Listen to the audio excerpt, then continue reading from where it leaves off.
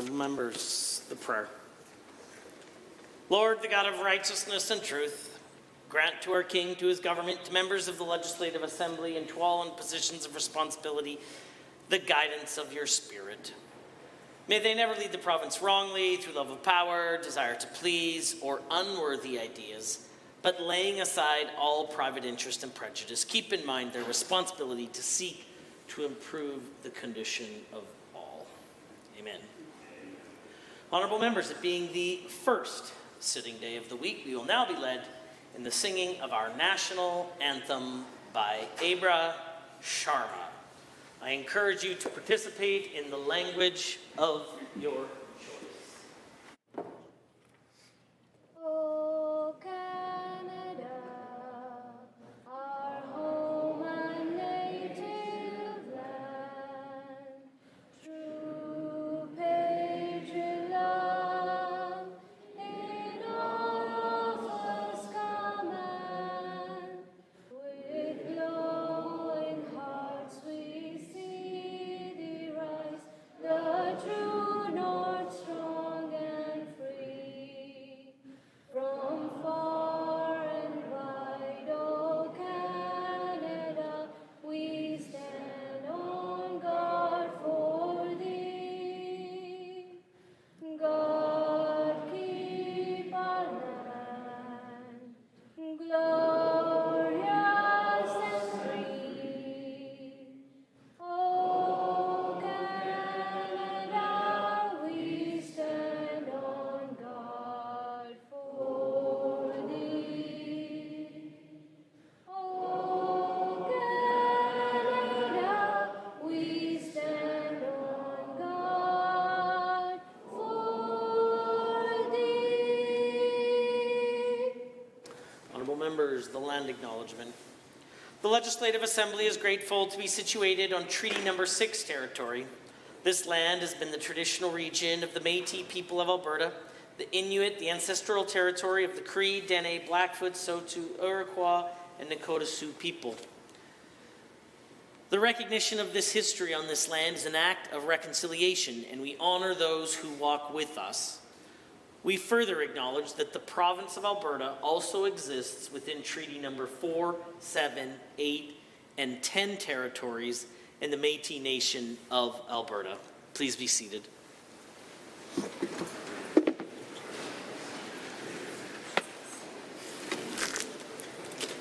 Introduction of visitors. Introduction of guests.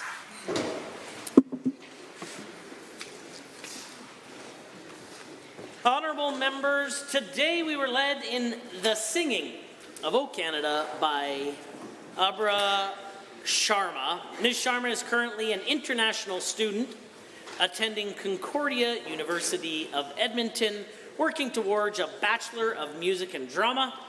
If that doesn't keep her busy enough, she is the president of the Concordia Students Association. During my conversation earlier this afternoon, she asked me to give a special shout out to her family, her mom, dad, and sister who've stayed up very late to watch from India. She's very thankful for all of their support. Please rise and receive the warm welcome of the Assembly.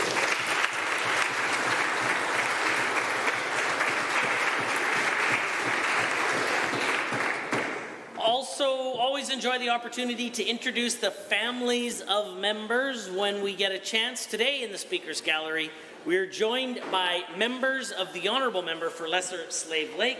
They are here today because his daughter and his niece's class is visiting the legislature as part of their unit on the government.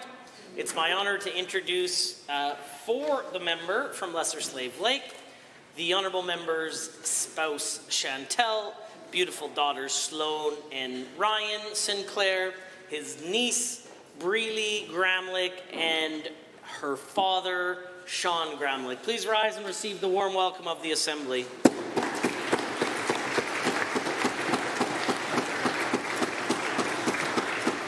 Also in the Speaker's Gallery today is a constituent from the outstanding constituency of Old Didsbury Three Hills, Father Nilo.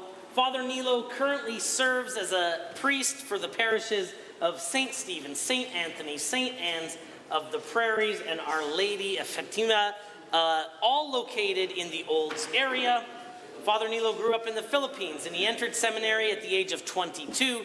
He moved to Canada in 2003 and was ordained as a priest for the Archdiocese of Edmonton in 2005. Please rise and receive the warm welcome of the Assembly.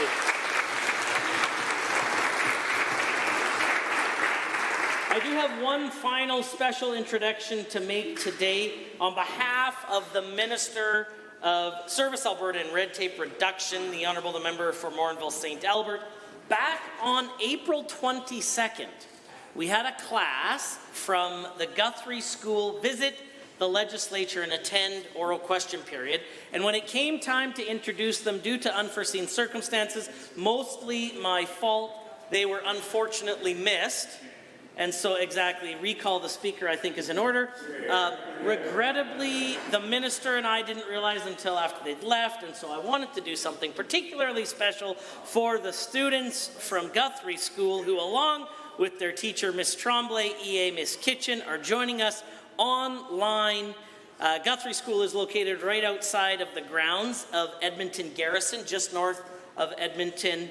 And so many of those families, their extended families serve in the Canadian military. So we wanted to provide a very special welcome, introduce those folks, and thank you for your family services.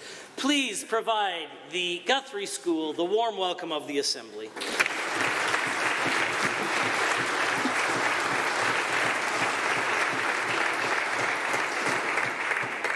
The Honourable Member for Calgary, or Calgary Elbow, or on his behalf perhaps, the Member for Edmonton Ellerslie also perhaps has a school group if anyone has those. The Honourable Member for Edmonton Northwest.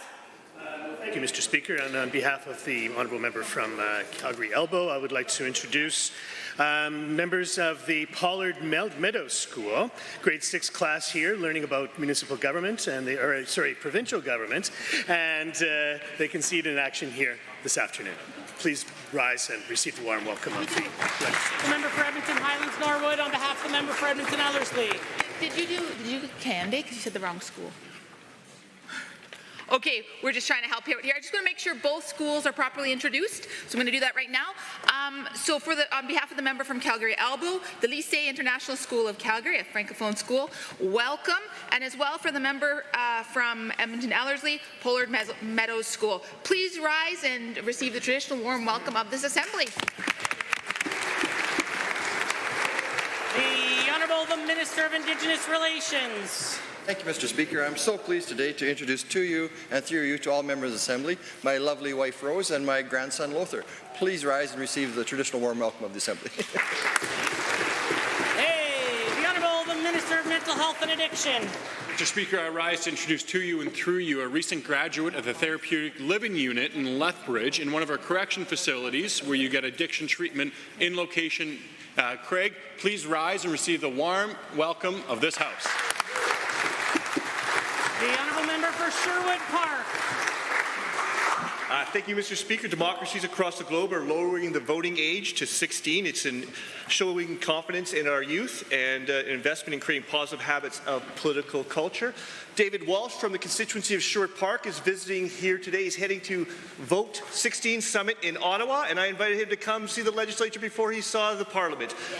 Please rise and receive the warm welcome to the Assembly. The Honourable Member for Calgary, Boular-McCall.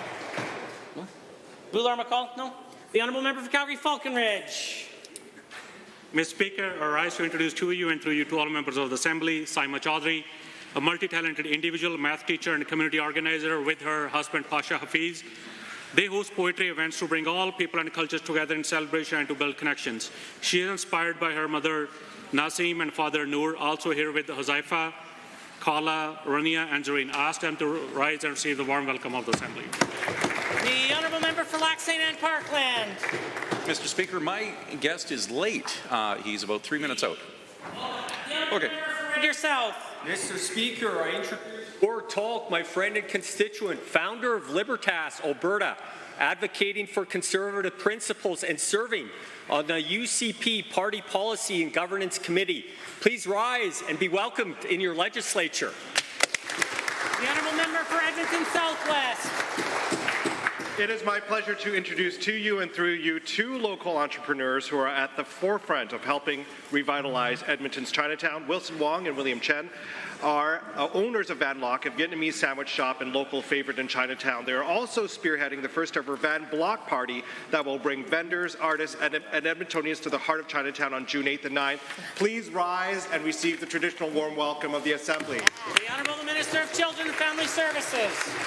Thank you so much, Mr. Speaker. I'd like to introduce to you and through you and to all members of the Assembly my good friend Brian Goringer, who is the Senior Director for Woods Homes. 2024 is a special year for Woods Homes as they celebrate 110 years of dedicated service to Alberta and their strong commitment to supporting vulnerable children and youth. Please rise and accept the warm welcome of this Assembly. The Honourable Member for Calgary, Boular McCall. Thank you, Mr. Speaker. I rise to introduce two guests from Calgary. Wakar Raja, he is Managing Director of Prairie Western College. He is accompanied by his wife, Saziat Tasneem. They are also involved and engaged in the community, and I ask them to rise and receive the traditional warm welcome of this House. The Honourable Member for Lesser Slave Lake, do you have an introduction or are you good? Thank you, Mr. Speaker. It's an honor to introduce to you and through you my family that you already introduced today. I appreciate that. Thank you very much. But there's also a school group here in the legislature today. Unfortunately, I couldn't make it for question period. But just like you did with the online video, I'd just like to say hello to the grade 6 students from E.G. Wallstrom in my hometown of Slave Lake. Thank you, Mr. Speaker. Are there others? If not, the Honourable Member for Lac St. Anne Parkland. Yes, thank you, Mr. Speaker. I'd like to introduce a gentleman in our area who's an entrepreneur and innovator, Gurpreet Ranu, and he is the proud operator of Anoka Distillery. Please give him a round of applause. He's not here, but he's on his way. Are there others? Seeing none, the clerk. Ministerial statements.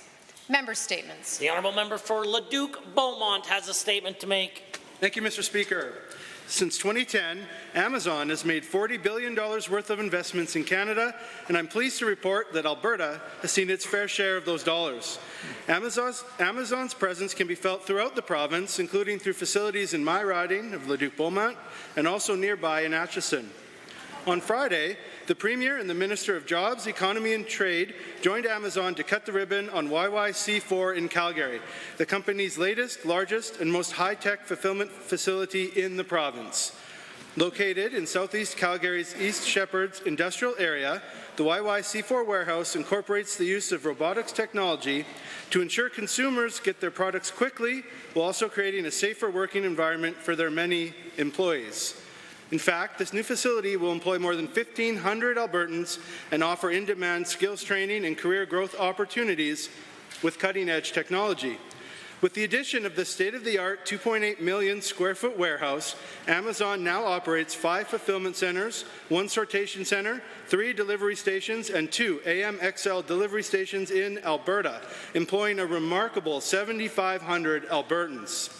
Investments like Amazon's showcase Alberta as a logistics leader with our unparalleled access to other key jurisdictions, be it by air, rail, or highway.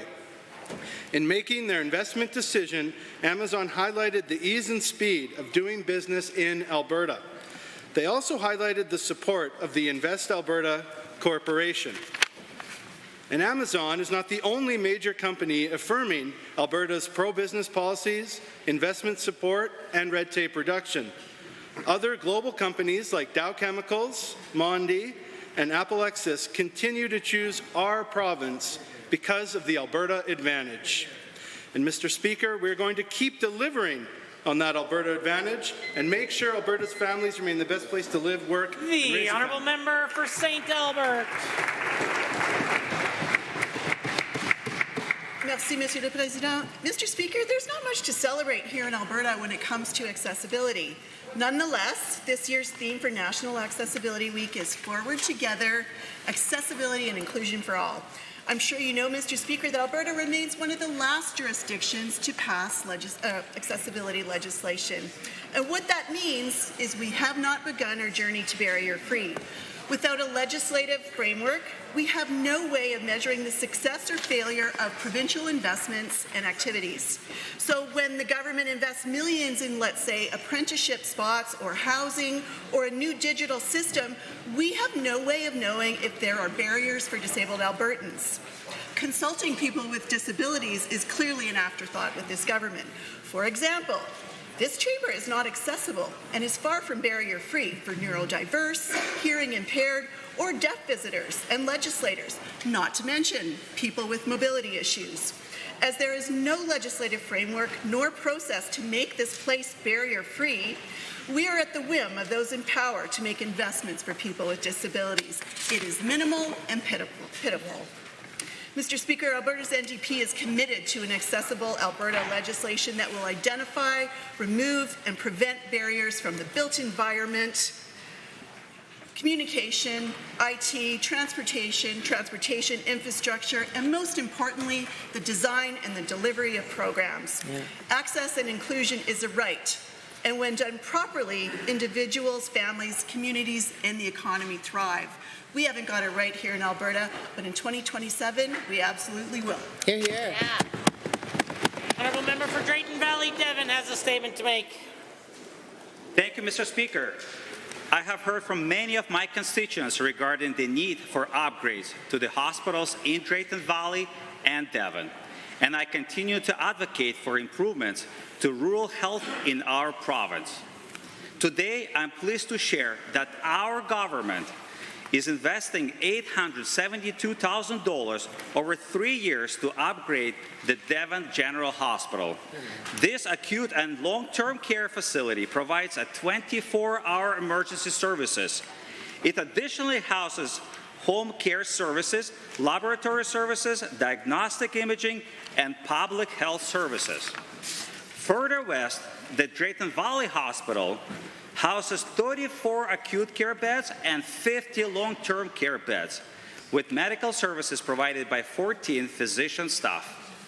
I'm very pleased to also share that $792,000 of new capital maintenance renewal funding will go towards the Drayton Valley Hospital and Care Center over the next 3 years.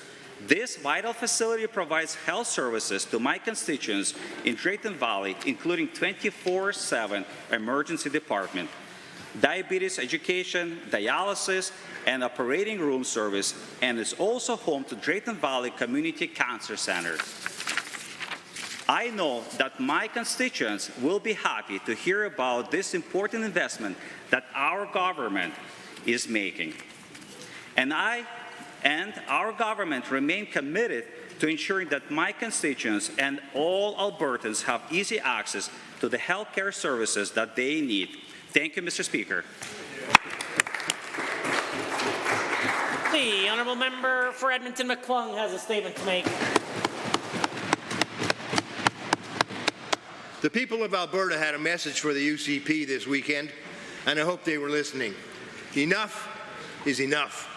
Albertans have had enough with a government that does nothing to tackle skyrocketing rents, but it's time to make sure that inflation doesn't impact the gifts they receive.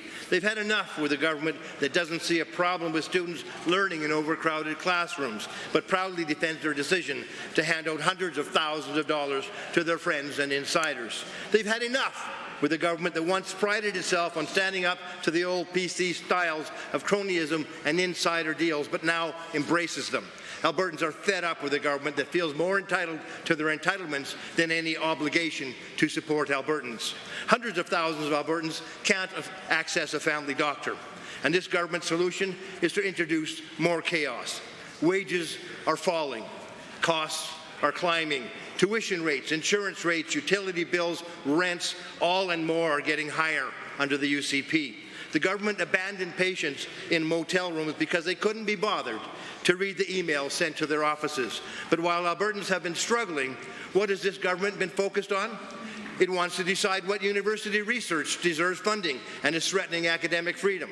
They're limiting local democracy, giving the cabinet the power to cancel Albertans' democratic votes that don't line up with the UCP's, or more likely, take back Alberta's priorities. It's been 1 year since the last election, and Albertans are seeing the true colours of the UCP. They're focused not on supporting Albertans, but themselves.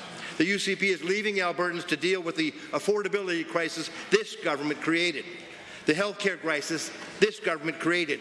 Albertans have had enough of the UCP, and that's why I'm proud to be here with a team that each and every day, from this position of privilege, stands up for the province of the people who call it home. Thank you. Honourable members, the time is now 1:50, and that makes it oral question period. And the Leader of His Majesty's Loyal Opposition has question 1. Mr. Speaker, since the introduction of Bill 20, the vast majority of municipal leaders across the province have registered their extreme opposition. In response, with no consultation but lots of entitlement, the government brought forward amendments that fix nothing. They can still scrap municipal bylaws in secret whenever they want and force recall votes on any municipal leader who stands up them. To the Premier, Albertans did not vote for this. Why won't she stop this outrageous and entitled power grab? The Honourable the Premier has the call. Thank you, Mr. Speaker. There have been occasions where we have had to see various elected council members removed for violating the Municipal Government Act. There have been occasions where we have had to override municipal bylaws because they were going beyond their jurisdiction. So what we heard from the municipal leaders is that they wanted us to be more clear about the circumstances under which we might step in. We've done that with the amendments, and I'm expecting that it will be used, as it has in the past, in very, very rare circumstances. Thank you, Mr. Speaker. The Honourable the Leader of the Opposition. Describing those circumstances as whenever we want is not an addition of clarity. Now, I'm not sure I'd be the one to remind her of this, but even after her amendments, the Premier's attacking her own base with this bill. Paul McLaughlin, president of the RMA, said, quote, "Our friends are punching us in the face right now," adding, "You've literally just taken away rural municipal politicians' ability to support rural Alberta." To the Premier, why is she so intent on rushing through a bill that centralizes more power in Edmonton while undermining local democracy across the rest of the province? The Honourable the Premier. Thank you, Mr. Speaker. This is an omnibus bill that has 15 or 20 different provisions in it. We heard that there were problems with 2 of them, the way it was worded, and so we've put forward amendments to address it. But there are other things in this bill that I think the municipalities are really going to like the fact that they're going to be able to have community revitalization levies applied to affordable housing, that will also be taking our education property tax off of affordable housing so that it makes it more accessible to those who are in their communities. We know we've got a housing crisis, and this bill helps address it. Leader of the Opposition. Mr. Speaker, the Premier should be focusing on the many critical issues on which the province could actually be partnering with municipalities, not on hedge trimming in 300 separate jurisdictions. Instead, she's ignoring their concerns and making municipal leaders accountable to her instead of to their voters. This weekend, the Minister of Municipal Affairs said nobody wants control over 300 municipalities. Quote, "Nobody in their right mind anyways." So, to the Premier, what is going on over there? Why does she need that control? The Honourable the Premier. Thank you, Mr. Speaker. The member opposite may think housing isn't a very important issue, but on this side we think it is a very, very important issue, which is why Bill 20 will fully exempt non-profit subsidized affordable housing from property taxes, both municipal as well as education property taxes. It will enable municipalities to offer multi-year residential property tax exemptions to encourage more housing development, and it will update the community revitalization levy policy guidelines to help develop the criteria to allow capital costs for affordable and attainable housing. We need this bill, Mr. Speaker. The Honourable Leader of the Opposition for a second set of questions.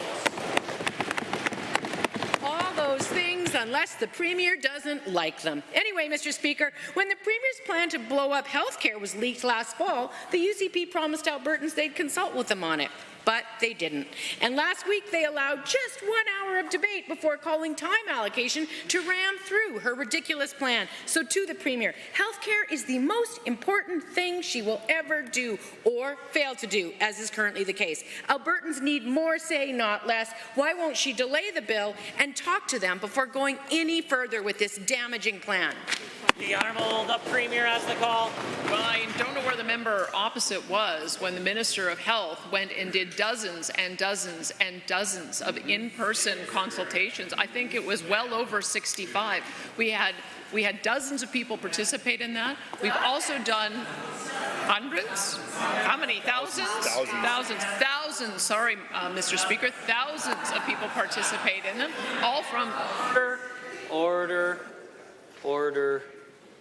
Order. The Honourable the Premier. Let me be specific. It was actually 3,000 frontline workers who participated in person, plus online, plus through telephone town halls. We've done lots of consultation, Mr. Speaker, and we know we're going in the right direction. The Honourable the Leader of the Opposition.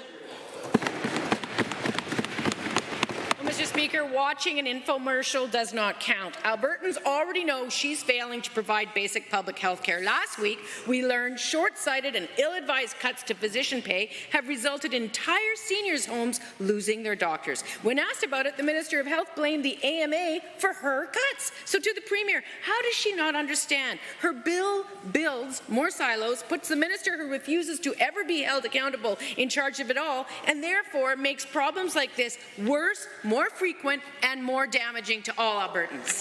The Honourable the Premier. Thank you, Mr. Speaker. Well, the member opposite knows, because she's been there before, we have to work in consultation with the AMA, and no changes can be made without their approval. Now, is it the case that perhaps they're now having second thoughts about some of the policy changes? Fair enough. They can come back to the table and we can negotiate that. But we will not act in a way that doesn't include our partners on the front line. It's part of the reason why we have a new AMA funding agreement where we're going to be paying them differently so that as they roster patients, more people will get access to primary care. And we look forward to continuing to collaborate with them. The Honourable Leader of the Opposition. Or, put another way, she's handing responsibility off to the AMA for the problems they created. Today, we raise the issue of complex mental health patients living together with patients in a continuing care facility that's not equipped to care for them, putting lives at risk. Creating 3 separate new bodies where there was one to address this failure will only make things worse. So again, to the Premier, why is she ramming through this destructive bill before she actually listens to those who know what needs to be done, frontline healthcare workers, patients and their families, and by listen, I mean listen to them speak to her. The Honourable Premier. Thank you, Mr. Speaker. I'm very concerned about the situation, but it also reaffirms the exact reason why we need to refocus Alberta Health Services. Alberta Health Services needs to be focused on delivering the very best hospital care. Assisted living needs to be focused on delivering the very best assisted living. Those with complex needs because of mental health and addiction, they need to have specialized care as well. And now that we have 4 different agencies who will be focusing on that, in addition to building out our primary care system, we are confident that we're going to be able to find these problems and to address them. The Honourable Member for Calgary, Boular-McCall, the official opposition deputy House Leader. Recently, Albertans have seen several concerning reports from the Alberta Serious Incident Response Team. One involved the shooting death of an unarmed man by a police officer, and another involved the illegal monitoring of the member for Lethbridge West by a member of Lethbridge Police Service. In both these cases, charges were recommended but not pursued by Crown Prosecution Service. We all understand and respect the need for prosecutorial independence. Can the Minister of Justice explain what steps he intends to take to ensure police accountability? The Honourable the Minister of Justice. Thank you, Mr. Speaker. The Crown Prosecution Service takes ACERT recommendations very seriously, but also has a difficult task of weighing the evidence to determine if it meets certain thresholds for criminal prosecutions. That's to say that a prosecutor must weigh the evidence and determine whether it can meet the threshold and the Crown's burden of proving beyond a reasonable doubt that a crime can be prosecuted. That being said, I have undertaken, as all members already know, a review of that relationship between ACERT and the ACPS, and that current review is underway. Honourable Member for Calgary, Boular-McCall. All members of this House have the right and privilege to be able to represent their constituents free from abuse or harassment. However, as we learned, the member from Lethbridge was illegally monitored and had her privacy violated by a member of Lethbridge Police Service. ACERT recommended the charges be filed in this case. In 2021, the former Attorney General set up a public inquiry into the procedure and practices of Lethbridge Police Service that awaited the outcome of this ACERT review. Can the Minister please inform this House about the status of that inquiry? The Honourable, the Deputy Premier, the Minister of Emergency Services. Thank you very much, Mr. Speaker, and I'd like to thank the member for the question. I also want to thank ACERT for their investigation, for their report, and of course their recommendations. On behalf of all good, honest, hardworking police officers, I can tell you that we do believe in accountability, Mr. Speaker. And with that, I will say that we will be looking and taking all options, including an inquiry of some kind, and we'll be discussing that with my department to see what the best path forward is for accountability. The Honourable Member. Thank you, Minister. Albertans have a right to know that police accountability is something that will be taken seriously. Weeks ago, we saw concerning and disturbing images of police breaking up peaceful protests on our university campuses. There were injuries reported as a result, and the incident have been criticized by members of student body, faculty, and from across Canada. The government referred this to ACERT for an investigation. Can the Minister provide an update on the status of this review? The Honourable the Deputy Premier. Thank you very much, and thank you, Member, for that question. Right now, it literally is in the hands of ACERT. We certainly have not had any updates from them. We certainly respect the independence of the independent body, which is ACERT, and I look forward to their report on the recommendations going forward. Thank you. The Honourable Member for Edmonton South West. Mr. Speaker, Albertans are finding it difficult to meet their monthly household expenses. Wages are down, purchasing power is down, and quality of life is down. 62% of Calgarians say so. Under this government, more Albertans are living paycheck to paycheck, choosing between rent and groceries, figuring out which bill to pay. They certainly are not feeling supported. So to the Premier, is our government blind to the challenges facing Albertans who are just getting by? Why no action on the high cost of living crisis facing Albertans? The Honourable the Minister of Affordability and Utilities. Thank you, Mr. Speaker, and thank you, the member, for that question. Affordability is top of mind for this government. Every day we come to work to make sure that every ministry is doing everything they can to make those costs more affordable for Albertans, from restructuring our electricity market to looking at insurance for home and auto. Everything that we can do is focused on making life more affordable for Albertans. The problem is in Ottawa, the federal Liberal government and their NDP counterparts continue to increase the carbon tax, making this just an insurmountable wave of costs going up. We wish they would help. We wish the member opposite would take that message to Ottawa. The Honourable Member for Edmonton Southwest. A single mother can't pay her rent with UCP spin, Mr. Speaker. Since the UCP took power, auto insurance is up by 29%, power by 73%, and natural gas by 71%. But apparently the hot air blown by this government remains free of charge. This is an emergency, and that requires decisive action from the government, not spin, quippy-cuppy answers or gimmicks like a power price deferral, which just ends up costing families more. Clearly, whatever this government claims to be doing isn't actually working. How long will this Premier ignore the needs of Albertans, and at what point will pride and stubbornness be cast aside in order to bring some relief? Yeah. The Honourable Minister of Affordability and Utilities. Thank you, Mr. Speaker. Apparently the members opposite are months behind, as they always are. Alberta's inflation rate is down to 3%. We continue to drive those costs down. In fact, I'm very proud that energy inflation slowed from 13.5% in March to 7.1% in April, almost a 50% reduction. We are back to historical rates for electricity. We continue to see inflation drive down. That means the worker...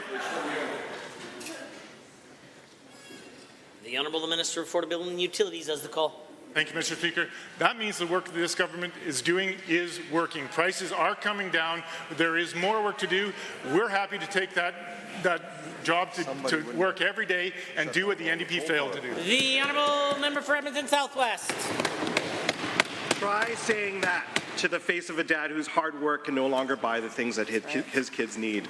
But wait, that would involve talking to Albertans rather than ignoring feedback they've already given, such as how Albertans pay one of the highest auto insurance premiums in Canada. But instead of a solution, what happens? Just closed-door meetings with big insurance companies without advocates for Albertans. How can Albertans trust this government on affordability when they're part of the problem? How can the UCP be so reckless about the pressures facing families? The Honourable the Minister of Finance, the President of Treasury Board. Thank you, Mr. Speaker. We were happy to kick off our automobile insurance summit today at the Fed. It's going on until 4:30. We invited all members of across the spectrum of the system, from the legal system, from the medical system, obviously brokers and insurance companies, to talk about the two commissioned reports, the Nouse report and the Oliver Wyman report, while having the online survey of Albertans that's now up to 12,000 respondents and will stay live until June 26th. And we reminded them that we're looking at this through the lens of Albertans' eyes. The Honourable Member for Calgary-Beddington is next. It seems like the UCP spent the weekend sharpening their scissors because 13 school boards are getting their funding cut. And it's all because of the UCP's shameful weighted moving average funding formula. Alberta schools already have the lowest per student funding in the country. There is zero justification for cuts. Students are being crammed into classrooms. Teachers are overworked and overwhelmed by a classroom complexity crisis. How can this government justify cuts at a time when Alberta schools are at a tipping point? The Honourable the Minister of Education. Mr. Speaker, the question has some serious flaws built in. The member alleged that funding based on enrollment is an inappropriate way to fund school divisions. And they continue to say that. They're heckling me, saying that it is an inappropriate way to fund school divisions. We believe funding school divisions according to their enrollment needs is an accurate and responsible way. That's why school divisions in Calgary receive... Order. The Honourable the Minister of Education is the one with the call. That's why school divisions in Calgary received over $100 million in additional funding given significant enrollment pressures, while others saw a reduction due to declining enrollment. Honourable Member for Calgary-Beddington. Well, given that CBE and Edmonton Public plan to dip into their reserves because they are in desperate need of more dollars to match the overwhelming student growth, and given that roughly 15,000 students in Alberta were considered unfunded this year because of the weighted moving average formula, given that boards are predicting thousands more unfunded students for the 24-25 school year, will the UCP admit that their funding formula is an embarrassment, scrap the weighted moving average, and fund schools based on actual enrollment? The Honourable Minister of Education. Mr. Speaker, current funding model works well, and of course it's augmented with a number of different grants. As an example, school divisions that are experiencing some significant enrollment increase are also eligible for the Supplemental Enrollment Growth Grant. Of course, government is also listening carefully to our school boards and other partners to make adjustments. That's one of the reasons why we made some adjustments to the Supplemental Enrollment Growth Grant this past November that unlocked $30 million in additional funding to our school boards that are seeing some of that significant pressure. The Honourable Member for Calgary-Beddington. Given that the supplemental enrollment grant is having to be used to address emergency maintenance costs, given that the UCP announced that they would hire 3,000 new teachers in Alberta schools, but Edmonton Public is only going to be able to hire 4 more teachers, given that the solution to the UCP-caused crisis in education is simple, they need to build schools based on need, fund all students in Alberta schools, and hire teachers, EAs, and support staff. Will the minister explain to Albertans why he would rather withhold the vital funding schools and students need to thrive? The Honourable Minister of Education. Mr. Speaker, that we're not doing that at all. Budget 24 provides $1.2 billion in new funding to help school divisions that are growing. Budget 24 moves 43 school projects forward, 19 of those projects in construction. That'll create an additional 35,000 spaces for students across the province. In addition, we're also continuing to provide funding for students with complex needs. Budget 23 provided $121 million over the next 3 years to support students with specialized learning needs as well, Mr. Speaker. The Honourable Member for Airdrie East is next. Thank you, Mr. Speaker. Nearly half of Albertans experience some form of sexual violence in their lifetime. 1 of 3 Albertans experience sexual abuse while under the age of 18, including 24% of boys and 44% of girls. Sexual violence can be shattering for young survivors and leave long-lasting scars, including an inability to trust those around them. Can the Minister of Children and Family Services update the House on our latest supports for young survivors? The Honourable Minister of Children's Services. Yes, thank you so much, Mr. Speaker, and thank you to that member for that passionate question. Mr. Speaker, abuse of any kind, but especially sexual abuse, is unacceptable and even more reprehensible when it targets children and youth, and our government will not stand idly by. And that's why I'm so proud that our government is providing Little Warriors $5 million over the next 3 years. Mr. Speaker, this will help more young survivors address their mental, emotional, and physical well-being so they can not only just heal, but they can thrive. The Honourable Member for Airdrie East. Thank you, Mr. Speaker, and to the Minister for support of Little Warriors. Given that addressing child sexual abuse is no easy task and it requires many community groups working together, and given that Alberta has so many amazing organizations, including child and youth advocacy centres that are focused on helping children and youth deal with all kinds of abuse, including sexual abuse, can the Minister explain how Little Warriors is adding to the fulsome supports that our government is currently providing to survivors and their families? The Honourable Minister of Children, Family Services. Yes, thank you so much, Mr. Speaker. Mr. Speaker, our government is proud to support a wide range of innovative programs that are focused on helping children and youth right across Alberta recover from sexual abuse. Mr. Speaker, Little Warriors Be Brave Ranch is the first and only treatment facility of its kind in the country. It offers young survivors a safe haven and the time they need to process their emotions in a camp-like setting. In addition, they help Albertans learn how to recognize the signs of child sexual abuse and prevent it in the first place so that children, youth, and their families know how to protect themselves. The Honourable Member. Thank you, Mr. Speaker. Given that it is Sexual Violence Awareness Month, and given that it's up to every Albertan to keep child and youth safe, and given that child sexual abuse is not only on the rise, and given that social media and the advancement of technology plays a role, and further given that sexual abuse cases are also becoming more complex, can the Minister inform this House how Albertans can take action to protect vulnerable children every day? The Minister. Mr. Speaker, and thank you again to that member for being such a passionate advocate for children and families. Mr. Speaker, I encourage all Albertans to learn how to recognize the signs of abuse and neglect and how to report concerns about a child's well-being. If you see something that worries you, please don't wait. Report your concerns by calling the Child Intervention Provincial Intake Line at 1-800-638-0715, and you can also visit littlewarriors.ca to access our online resources in order to keep our children safe.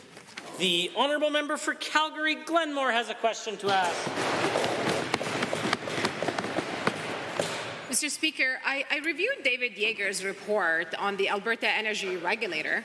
I can tell you that we agree that the UCP's 20% forced reduction of technical staff since 2020 was terrible for the agency. The report also recommends, quote, re-establish the AER as an arm's-length independent regulator. How does the Minister plan to establish independence when the UCP hands its insiders sole source contracts from the Premier's office to the Premier's friends? The Honourable Minister of Energy and Minerals has risen. I suppose the member is referring to David Yeager. Now, Mr. Yeager is not a voting member of the AER, is not paid to serve on the AER. He is doing this, Mr. Speaker, because he is an expert, a world and national known expert in oil and gas. He is doing this for the people of Alberta, Mr. Speaker, and he's doing a great job for us. The Honourable Member for Calgary Glenmore. Given that Mr. Yeager cites 25 separate research and investigation sessions with 163 senior executive stakeholders and even industry associations, given that he failed to consult with landowners who have been greatly impacted by the failures of the AER when it comes to liability management, given that the Auditor General concluded that the AER management of oil and gas liabilities remains seriously deficient in several key areas, given that Mr. Yeager recommends moving liability management to the department, can the minister explain why landowners have been left out of this decision? The Honourable the Minister of Energy and Minerals. Mr. Speaker, I can explain to the member that landowners have not been left out of the discussions, nor have they been left out of the consultations. But let's talk about an NDP appointment to the AER board, Mr. Speaker. Ed Whittingham, he defended Trudeau's No More Pipelines Act, Mr. Speaker, and he was on the Alberta Energy Regulator. He led the Anti-Oil Pembina Institute, Mr. Speaker. His group actually took money from United States and European anti-oil activists. Wow. And he was appointed by the NDP government to the AER board. Mr. Speaker, I don't think we need to take any lessons from them and their friend, Mr. Trudeau. For Calgary Glenmore. Given that it has been 5 months since Mr. Yeager submitted the advice to the Premier report to the Minister of Energy and Minerals and to the Premier, given that Mr. Yeager continues to have a sole source contract of $136,000 from the Premier's office valid until February of next year, all while claiming to be an independent board member of the Alberta Energy Regulator, when will the minister release Yeager's second report on his energy strategy advice to the Premier? And I'm asking again, what are the professional services he's providing until next year while being a board member? The Honourable the Minister of Energy and Minerals. I think most Albertans would like to know when the NDP government, the former government, is going to apologize for the mess they made at the AER, Mr. Speaker. Appointing people like that to AER, that's almost as bad as Zipporah Berman, an oil sands advisory group appointee, Mr. Speaker. Her credentials on her resume, well, she's an eco-radical, Mr. Speaker. She is a former Greenpeace director. She is also known for her anti-pipeline activism. And, Mr. Speaker, she compared my community, my beautiful community, to Mordor. Mr. Speaker, they should be ashamed of themselves for bringing these people in from overseas. Order. The Honourable Member for Edmonton Highlands Norwood has a question. The latest Consumer Price Index report paints a very grim picture for Alberta renters. Our province is the not-so-proud holder of the title for the highest year-over-year rent increases in Canada, with prices shooting up a staggering 16.2%. But here's the kicker. This isn't just a blip on the radar. Alberta has been leading the rent hike marathon for nearly a year. So why is the Alberta government fine with letting rents skyrocket and refusing to take action to make life affordable for Alberta renters? Good question. The Honourable the Minister of Seniors, Community and Social Services. Still remains the most affordable place in the country, Mr. Speaker. Calgary and Edmonton remain the most affordable large cities in the country, Mr. Speaker. What Alberta's government will not do is what the NDP want to do, which brings in socialist, communist policies that will slow down construction, make more people homeless, Mr. Speaker, and prevent our construction industry from doing their job. Mr. Speaker, we're seeing record numbers in construction. We're also investing in affordability. In fact, this government's invested more in affordability measures than any government in the country, $5.4 billion, Mr. Speaker, and we're going to continue to stand with Albertans, not just yell in the legislature like that, member. The Honourable Member for Edmonton Highlands Norwood. Given that I'm not yelling and I'm simply sharing the concerns of tens of thousands of Albertans, and given that experts have been waving red flags about Alberta's runaway rental market for years, and our booming population and the flood of people moving into other provinces has turned the housing hunt into a relentless, stress-inducing quest. And despite some new builds, the supply is still miles away from meeting the demand, with the result being jaw-dropping rent hikes shoving more Albertans to the financial edge. So why is the UCP standing on the sidelines while the housing crisis worsens? The Honourable the Minister of Seniors, Community and Social Services. Mr. Speaker, some new builds, only the NDP would call the largest housing boom in the history of the province, some new builds. Mr. Speaker, I'll tell you what some new builds were. When that honourable member's party was in power, they struggled to build 1,200 houses in 4 years, Mr. Speaker. That's not what's taking place in this province, Mr. Speaker. We're on track to build more houses than any time in our history. In fact, it looks like this year we'll double our construction capacity, all because of the hard work of this government. And most importantly, Mr. Speaker, Speaker, because of the hard work of Albertans, Mr. Speaker. This government's going to bet on Albertans. The NDP continue to bet against Albertans. The honourable member for Edmonton Island Thornwood. Well, let's talk about those hardworking Albertans who desperately want to become homeowners. But for most of them, the dream of being a homeowner is further away than ever before. Given that Calgary house prices have risen a shocking 39% since December 2019, and with average home prices now at $600,000 and climbing in that city, the lack of affordable housing has never been more apparent. What does the minister have to say to the tens of thousands of Calgarians who want to be homeowners but are getting no support from this government? The honourable minister. What I have to say to those Albertans, Mr. Speaker, is not to worry. The United Conservative Party is here, Mr. Speaker, and we're taking measures to not do what the NDP want to do, which is make less homes, make it so that the dream of home ownership would be gone, Mr. Speaker. We know that the NDP is focused on preventing the government from taking people out of dangerous encampments, so that may be what their policy is for housing, Mr. Speaker. But what our policy for housing is build more, make it more affordable. And the good news is, Mr. Speaker, CMHC said that Alberta is the only bright spot anywhere in the country, so our plan is working, Mr. Speaker. Order. The honourable member for Lacombe-Panoka has a question. Thank you, Mr. Speaker. For over 50 years, Camp LG Barnes has been serving Albertans with disabilities by providing a camp experience at a fully accessible lake resort. Originally established for residents of Michener Centre to visit, it's grown in size and scope to meet the diverse needs for Albertans with disabilities. Given that Camp LG Barnes has been so closely aligned with the Government of Alberta's Michener Centre in the past, to the Minister of Seniors, Community and Social Services, what has been the government's role in the past with Camp LG Barnes? The Minister of Seniors, Community and Social Services. Thank you, the honourable member, for the question. LG Barnes is a very important facility to me. It's actually in my riding, just west of Bentley. I know it's very important to the honourable member. I've been a guest in that facility many times. It's done amazing work. Mr. Speaker, you may be interested to know that the Government of Alberta has partnered with the Michener Centre in regards to LG Barnes since 1955. It's been there on the shores of Gull Lake providing services, providing experiences for individuals on the outside to enjoy places like Gull Lake that otherwise would not be able to. In fact, it's the first of its kind. I'm really happy to see that it continues to provide an essential service to this province and to our disabled across this province so they can enjoy my beautiful backyard, Mr. Speaker. The honourable member for Lacombe-Panoka. Thank you, Mr. Speaker, and through you to the Minister.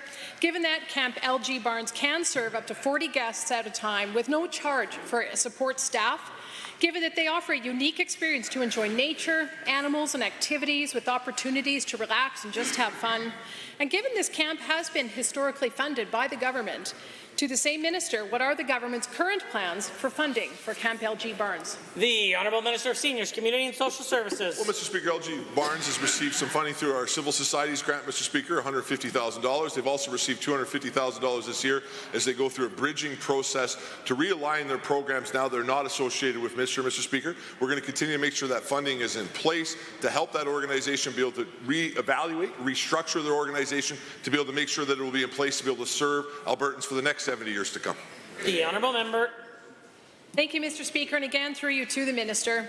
Given that the relationship and funding model between Michener Centre and Camp LG Barnes has changed and evolved over the recent years, and given the need for this camp is still very relevant to so many in our province, to the same Minister, what does a future relationship look like for funding for Camp LG Barnes? The Minister. Well, the Department of Seniors, Community and Social Services, and particularly the Assistant Deputy Minister of Disabilities, is in contact with LG Barnes. I've been down there recently in the last several months to have a look at the status of where they're at the moment. We're in the process of negotiating a long-term agreement to be able to make sure they have sustainable funding going forward. I also think, Mr. Speaker, it's important to recognize they're a great nonprofit who's also fundraising, and we want to thank their fundraisers, their donors, for helping us be able to make sure that we can continue to operate this beautiful camp for decades to come and make sure it can serve some of Alberta's most vulnerable citizens. The honourable member for Edmonton City Centre has a question. Mr. Speaker, I was surprised recently to hear the Premier declare her support for affirmative action. In an interview, she expressed deep concern about ensuring we have balanced perspectives in universities, both in research and the range of individuals and views represented there. Indeed, she said that's why she introduced Bill 18 to give the UCP the power to vet every application for research funding and conduct a full review to identify bias and inequities in post-secondary. So, given the Premier's clear commitment to acting on systemic discrimination, can she provide an update on the government's progress on the collection and analysis of race-based data in all areas of provincial responsibility? The Honourable the Minister of Advanced Education. Thank you, Mr. Speaker. I'm pleased to say that we had a very productive meeting with post-secondary presidents and board chairs on Friday, and we covered a number of topics, including diversity, equity, inclusion, including Bill 18 and exemptions that we will be exploring further. And the engagement will continue this summer, but the formal piece actually did kick off on Friday, and we're looking forward to having more feedback received from the post-secondaries. Member for Edmonton City Centre. Given that in March 2022, the UCP government rejected my Anti-Racism Act, which provided a framework to work towards collection and analysis of race-based data, saying it tried to do too much too fast. But given that on perceived bias against conservative ideology, they've managed to draft and introduce new legislation in less than a year. Now, given there's no sign that they've made any progress on their promised expert report, promised 2 years ago, on a framework and standards to collect race-based data, can the Premier explain to thousands of racialized Albertans why systemic discrimination that affects them every day is a lower priority than stories of discrimination about conservative academics in other provinces? The Honourable the Minister of Immigration and Multiculturalism. Thank you, Mr. Speaker, and thank you for the question. This government considers it very seriously when there is inequalities, discrimination, and we condemn all sorts of discrimination and inequalities in our system. And that is also true in STEM and other racialized situations that people are affected by that. Thank you. The Honourable Member. Given that's 2 years, no action, Mr. Speaker, and given the new polling data shows 71% of racialized Albertans say they're finding it hard to meet expenses like utilities, rent, insurance that have soared under the UCP, and given national data shows both Indigenous and Black Albertans are hit harder by high costs as they earn less for equal work and are 1.5 to 2 times more likely to be unemployed, and given the large numbers of racialized Albertans who work in areas like healthcare, education, advanced ed, others that are suffering under the UCP, is a reason this government is dragging its feet on collecting race-based data because they know it will show how badly their policies are hurting racialized Albertans. The Honourable Minister of Affordability and Utilities. Thank you, Mr. Speaker. That is why this government is taking every ministry approach to make sure we address affordability. We want every Albertan to make sure that they can pay their bills. That's why we're doing the work to restructure our electricity market to make sure that low prices get back to the wallets of the people that pay them. Every single ratepayer should know that they can buy their utilities and pay their rent and buy the food that they need. That's our government's approach. Every single ministry is at work to make life better for every single Albertan. The Honourable Member for Fort McMurray Wood Buffalo. Thank you, Mr. Speaker. Roads represent a core piece of infrastructure that is integral to the success of a region, and it's good that this government is committed to maintaining and improving Alberta's extensive road network. Our curse in Canada is that our weather causes permafrost, which damages our roads on an annual basis. Maintenance is always ongoing. I've asked questions previously about the state of the Highway 63 south of Fort McMurray. So to the Minister of Transportation and Economic Corridors, how are we doing in ensuring that those contractors are doing their job of repairing that highway and others? The Honourable Minister of Transportation and Economic Corridors. Thank you very much, Mr. Speaker. I'd like to thank the member from Fort McMurray Wood Buffalo for that very important question. And obviously, Mr. Speaker, the maintenance of our provincial road network is a priority for this government. We have over 64,000 lane kilometres and 5,000 bridges, and we spend billions of dollars every year, Mr. Speaker, to keep them in good shape. And Highway 63 has seen 30 kilometres of repaving over the last few years from Ledcor and E-Construction, and we're currently working on planning and design phase to extend Highway 63, the twinning of it. There's an extra 100 kilometres left to go to make sure that Highway 63 is completely twinned, and that's between Grasslands and Edmonton, Mr. Speaker. And we're also working on other very important projects in northeastern Alberta that'll make sure that Albertans have the proper infrastructure. The Honourable Member for Fort McMurray Wood Buffalo. Thank you, Mr. Speaker, and to the Minister for that answer. We're trying to entice out-of-province commuters who live in Fort McMurray, given that with an easier drive to town from the plant sites, improvements like twinning Highway 63 North could make things much more appealing to some of those 10,000 plus commuters who hail from Newfoundland to British Columbia to consider living in Fort McMurray. Can the same minister update this Assembly on the status of the government's investments in Highway 63 North to the oil sands? The Honourable Minister. Thank you very much, Mr. Speaker. It's interesting to hear some hoorays from the NDP because Budget 24 actually has $68 million over 3 years to twin the 11-kilometre stretch north of Fort McMurray, and that's due to the increased oil sands activity so that workers can safely get to the camps and come back home safely, Mr. Speaker, at the end of the day. But I'm pleased to report that design work is currently underway and construction will begin next year. But, Mr. Speaker, there's a stark contrast between the NDP and this government, where the NDP encouraged people to move to BC and to ride a bike. We're actually improving the living conditions for people that live in Fort McMurray and also the roads up in northern Alberta. The Honourable Member for McMurray Wood Buffalo. Thank you, Mr. Speaker, and again to the Minister, thank you so much for that answer. Given that recently, due to wildfires around Fort McMurray, I had to take an alternate route to Fort McMurray via Highway 881, and it was actually a really nice drive. Our government announced significant investments into this vital secondary highway, which included passing lanes and other improvements to enhance safety and efficient travel that will benefit constituents and industry.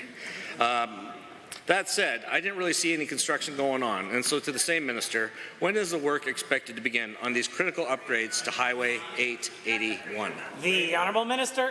Well, thank you very much, Mr. Speaker. And Highway 881 actually has $97 million invested into it over the next 3 years that will help to improve safety and reduce congestion on 881. And, Mr. Speaker, that includes 14 passing lanes that will be between Anzac and Clyde Lake, as well as an oversized truck staging area, 2 intersection upgrades, and significant improvements to roadside turnouts, Mr. Speaker. And this project is currently in the design phase and will begin next year. But you know what else we'll find out this year, Mr. Speaker, is who the NDP leader in Ottawa endorses for his leader here in Alberta, Mr. Speaker. There's a lot of federal NDP members, and we'll see where they vote this summer. The Honourable Member for Edmonton Decore. Mr. Speaker, many recent newcomers are experiencing lack of support and high unemployment rates. Immigrants are key to the growth and energy of our labour market, directly influencing our economic prosperity. Settlement organizations in the province consistently warn that the current support system are failing to keep pace with the increasing immigration rates. Why is this government not making any attempt to address this lack of support or the soaring unemployment rates among newcomers? The Honourable the Minister of Multiculturalism and Immigration. Thank you, Mr. Speaker, and thank you to the member for the questions.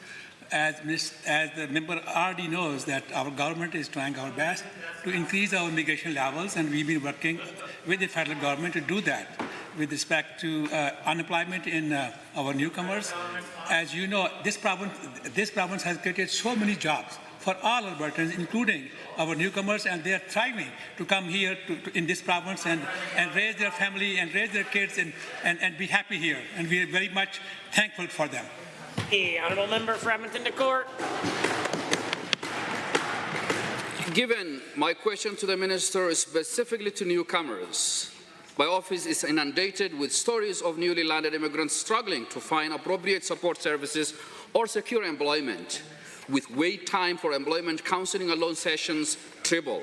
Given that 3 members in this Assembly raised this escalating concern in this House, what concrete measures will this government implement to fix the processes and offer the vital support necessary for newly arrived immigrants to flourish in Alberta's workforce? The Honourable the Minister of Immigration and Multiculturalism. Thank you, Mr. Speaker, and thank you to the member for the question again. Our government is very much committed to provide opportunities to all newcomers to our province, and we have been doing this through a number of measures that we have already taken and we continue to take. The support service is available through our immigrant serving agencies as well as through government itself. So whatever request we see, we deal with it, we help them, and we're happy that they're coming here, and the record is out there. Hear, hear. The Honourable Member.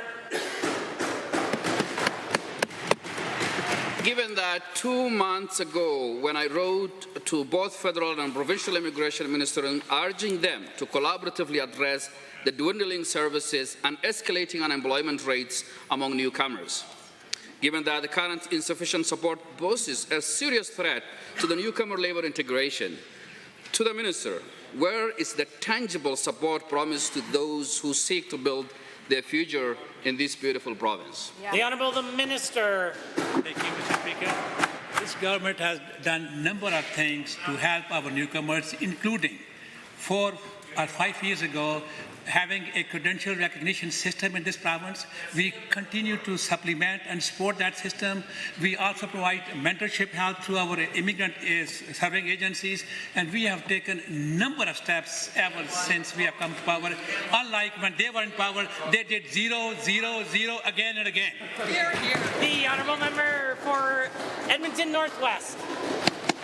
Well, Mr. Speaker, this UCP government has used time allocation 50 times to stifle debate, a new record more than any government in Alberta's history. Mr. Speaker, Albertans are sure not buying what this minister is selling, allowing Cabinet to override municipal bylaws, fire councillors. No amount of stifling debate can hide this fact. According to Alberta municipalities, they say, quote, the way this government drafted Bill 20 lacked transparency and undermined trust, and the proposed amendments just serve to add insult to injury. Isn't it time for this government to face reality and scrap Bill 20? The Honourable the Minister of Municipal Affairs. Well, Mr. Speaker, several municipal leaders have said that the amendments actually make the bill better. And in fact, Mr. Speaker, there's one in Rocky Mountain House actually was quoted as saying Bill 20 has some parts are good. The Mayor of Cochrane, the head of the Mid-City Mayor's Caucus, said the amendments are a step in the right direction.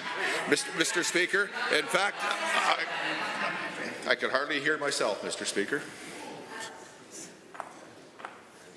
Appreciate your help. I'm not sure that I need it, but thank you. The Honourable the Minister of Municipal Affairs. I was just using my time, Mr. Speaker. I could hardly hear myself, Mr. Speaker. That's what I was saying. And to continue, the fact is, the folks across actually are not the problem. One of the biggest concerns I've heard today, they said, what if somebody else is in government? People are afraid of those people across. The Honourable Member for Edmonton Northwest. Well, Mr. Speaker, given that the UCP did not campaign on giving the entitled cabinet the power to unilaterally fire councillors or amend bylaws, and given not one municipality is in favour of giving the UCP cabinet this sort of power, despite what the municipal minister seems to say, given that this bill will undermine local democratic processes, allowing the UCP to override local elections, council decisions, is that why this government is afraid of fulsome debate on Bill 20? Scrap the bill. Do it now. The Honourable the Minister of Municipal Affairs. Well, Mr. Speaker, I'll remind Team Angry that their leader actually not very long ago demanded that this government instantly fire a councillor. No process, no rules, nothing. Fire them now.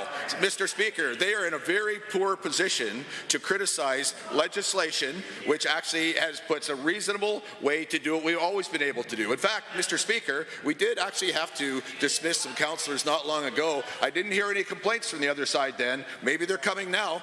Maybe the next question will include them, Mr. Speaker, but it seems to me that we've done our best to act reasonably. The Honourable Member for Edmonton Northwest. Well, Mr. Speaker, given that this government needs to bring up the issue of Sean Chu somehow to justify their Bill 20, it just shows how rotten this bill really is. And given that the best course of action is to shred this bill, start over, not try to amend it, and given that this bringing in this union and corporate donations for municipal elections, nobody asked for that. Will the administrator admit that the government is afraid to debate Bill 20 because it would show Albertans about just how out of touch this government is here in the province. The Honourable the Minister of Municipal Affairs. Again, Mr. Speaker, their leader demanded a councillor be instantly fired. And I'll tell you what people didn't ask for. They didn't ask for $1.7 million to support 9 councillors in the last City of Calgary election. They didn't ask for a large amount of money too, again in Edmonton, from the unions to support four candidates. Mr. Speaker, they didn't ask for the table to be tilted in the NDP's favor as the NDP legislation did when they were in government. Mr. Speaker, they made a heck of a mess. We are fixing it, and we will continue to do. The Honourable Member for Lac St. Anne Parkland. Thank you, Mr. Speaker. Everyone here has heard me call my constituency God's country, and for good reason. This area is full of innovative, hardworking people and thriving industries. Anoka Distillery, for example, founded in Parkland by physicist and lawyer Gurpreet Ranu, is just an example of that. Mr. Ranu looked around our area in Parkland and found that he had grain, clean water, farmers, peat, and industrial complex to launch his business. 2 years later, Mr. Ranu's whiskey won World's Best New Make and Young Spirit of the World Whisky Awards held in London, England. To the Minister of Agriculture and Irrigation, what policies are in place to assure that distillers like Mr. Ranu have access to adequate supplies of locally grown barley and rye? And the Honourable Minister of Agriculture and Irrigation. Well, thank you, Mr. Speaker, and thank you to the member for the question. It's great to see Alberta distillers receiving global recognition. It's a testament to their skills and the high quality of Alberta's commodities. Knowing that world-class whiskeys begin with world-class grains is why our government is supporting crop development through organizations like Results Driven Agriculture and Western Crop Innovations, whose well-known barley breeding program has produced several new varieties for domestic and international markets. Mr. Speaker, we look forward to this industry's continued success in partnership with Alberta's ag researchers and our producers. The Honourable Member for Lac St. Anne Parkland. Thank you, Mr. Speaker, and to the Minister, is right close at hand, as it turns out. Given that some Alberta distillers travel abroad to receive their distillery education, such as Mr. Ranu going all the way to Scotland to earn his Master's in Brewing and Distilling, and further given that post-secondary institutions in Alberta, such as Olds College, have strong brewing programs, to the Minister of Advanced Education, how are Alberta's post-secondary institutions supporting distillery education so that we can compete on the world stage with places like Scotland? The Honourable Minister of Advanced Education. Thank you to the member for that question. Mr. Speaker, Olds College offers a 2-year craft beverage and brewery operations diploma. Students enrolled participate in hands-on learning and take courses in sensory evaluation, beverage chemistry, sales, and brewery management, to name a few. During the program, students have the opportunity to brew their own beer and potentially bring it to market at the Olds College Brewery Store. Honourable Member. Thank you, Mr. Speaker, and to the Minister. Given that distilling alcohol is already a lengthy process, sometimes taking years to fire, filter, distill, and age the spirits, and given that our government is committed to reducing red tape so that businesses can thrive and share their products with customers in Alberta and beyond, to the Minister of Service Alberta and Red Tape Reduction, what is being done to reduce red tape and provide competitive environment where Alberta's brewers and distillers can succeed in the world stage? Will it be possible to create a program to support craft distilling that recognizes tap implications when it comes to the aging process, similar to what exists in Kentucky? The Honourable Minister of Service Alberta and Red Tape Reduction. Thank you, Mr. Speaker, and thank you to the member for the question. We have a vibrant distillery industry in this province. Distillers such as Eau Claire, Anoka, ADL, Troubled Monk, and many more not only compete on the world stage, Mr. Speaker, but they win awards for it as well. But, Mr. Speaker, we recognize that the work is not done and there's lots more to do. That's why I will be hosting an industry roundtable this summer when we're going to discuss things like markup and red tape reduction. Our brewers and distillers have lots to say, Mr. Speaker, and we're going to listen. Sounds like a roundtable that all members might like to participate in. Honourable members, this concludes the time allotted for oral question period in 30 seconds or less. We'll continue with the remainder of member statements.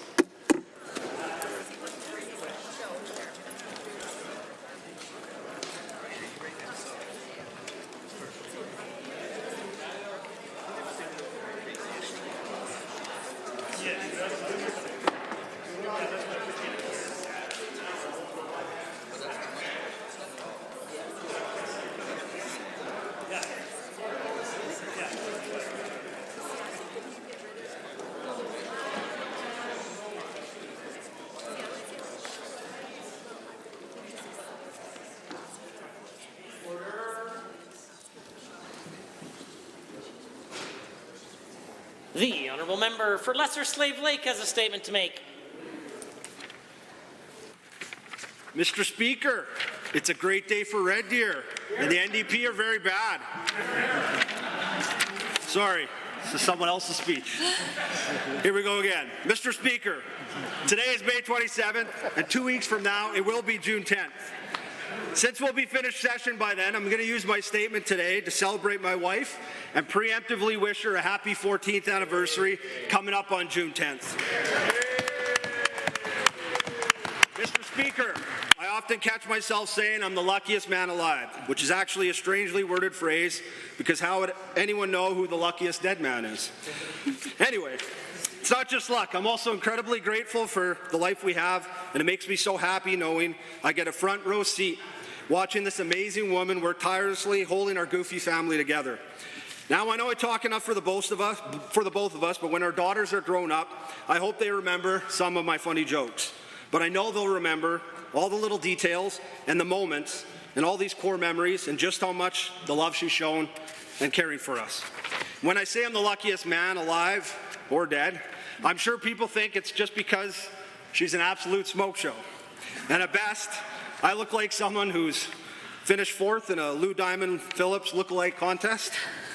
The real reason is her sense of humor and how we balance off each other's strengths and weaknesses. Mostly my weaknesses, of course.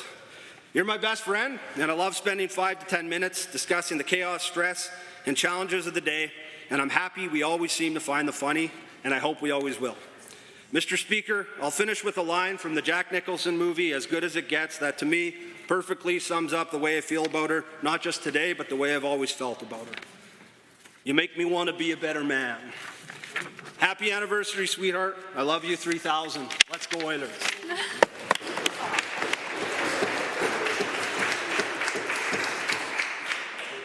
Some level of confidence, I'm pretty sure the last phrase would have been, through you, Mr. Speaker, to my beautiful wife, I love you.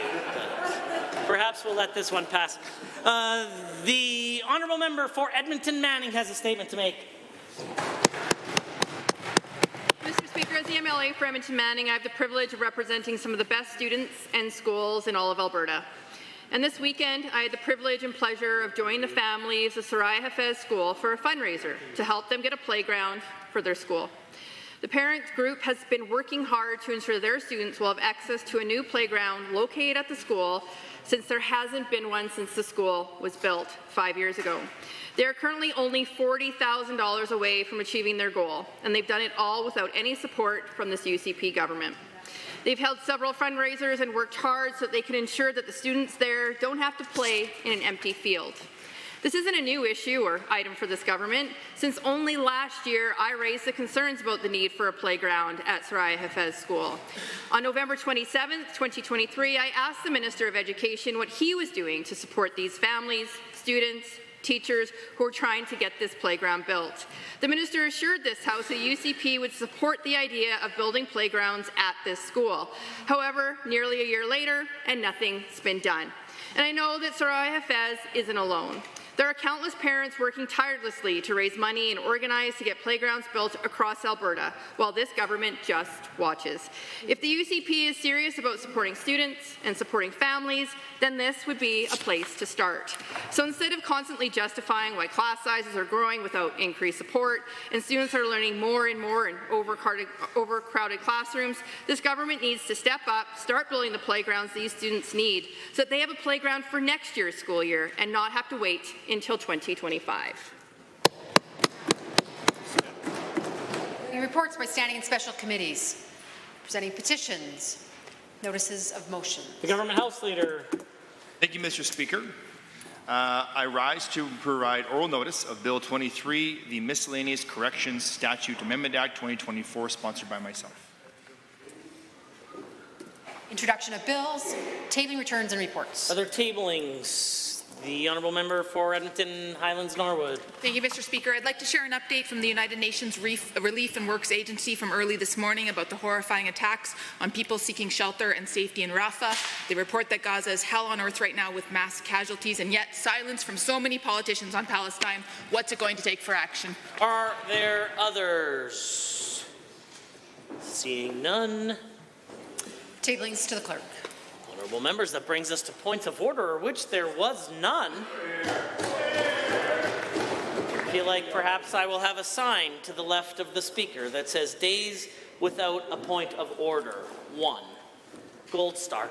Honourable members, orders of the day, orders du jour. Written questions. Pursuant to Standing Order 34, 3.2, I wish to advise the Assembly that the following written questions have been accepted.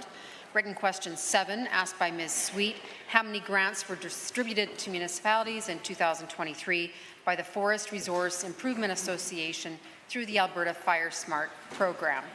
Written question 8, asked by Ms. Sweet, what was the total amount paid by the government to municipalities for costs incurred in 2023 as a result of wildfires that occurred outside of forest protection areas?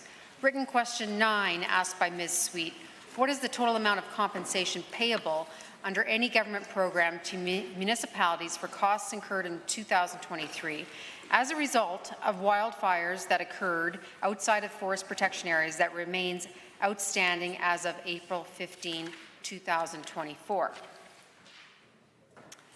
Written question 1, Honourable Ms. Sigurdsson. The Honourable Member for Edmonton Riverview or someone on her behalf. The Honourable Member for Edmonton Castle Downs. Thank you, Mr. Speaker. It's a pleasure to rise this afternoon to speak to the written question brought forward by the Honourable Member from Edmonton Riverview.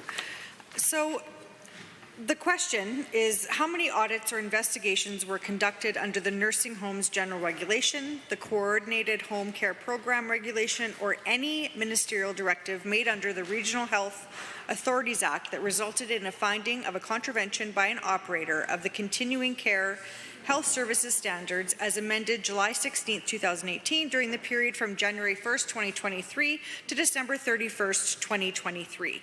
So this question is significantly important, Mr. Speaker, as we came through COVID and we heard outrageous reports that were happening all across, not just Alberta, all across Canada, that were happening in continuing care facilities. Some of the most disturbing stories came when the military was called in eastern provinces to go and help when there was staffing concerns. So we watched as the country was learning about some of these horrific treatments that were happening in seniors' continuing care facilities. And so what this question is asking is for transparency. It's asking for the Minister of Health to identify which sort of operators have been found to have committed contraventions, and then if the issues were handled.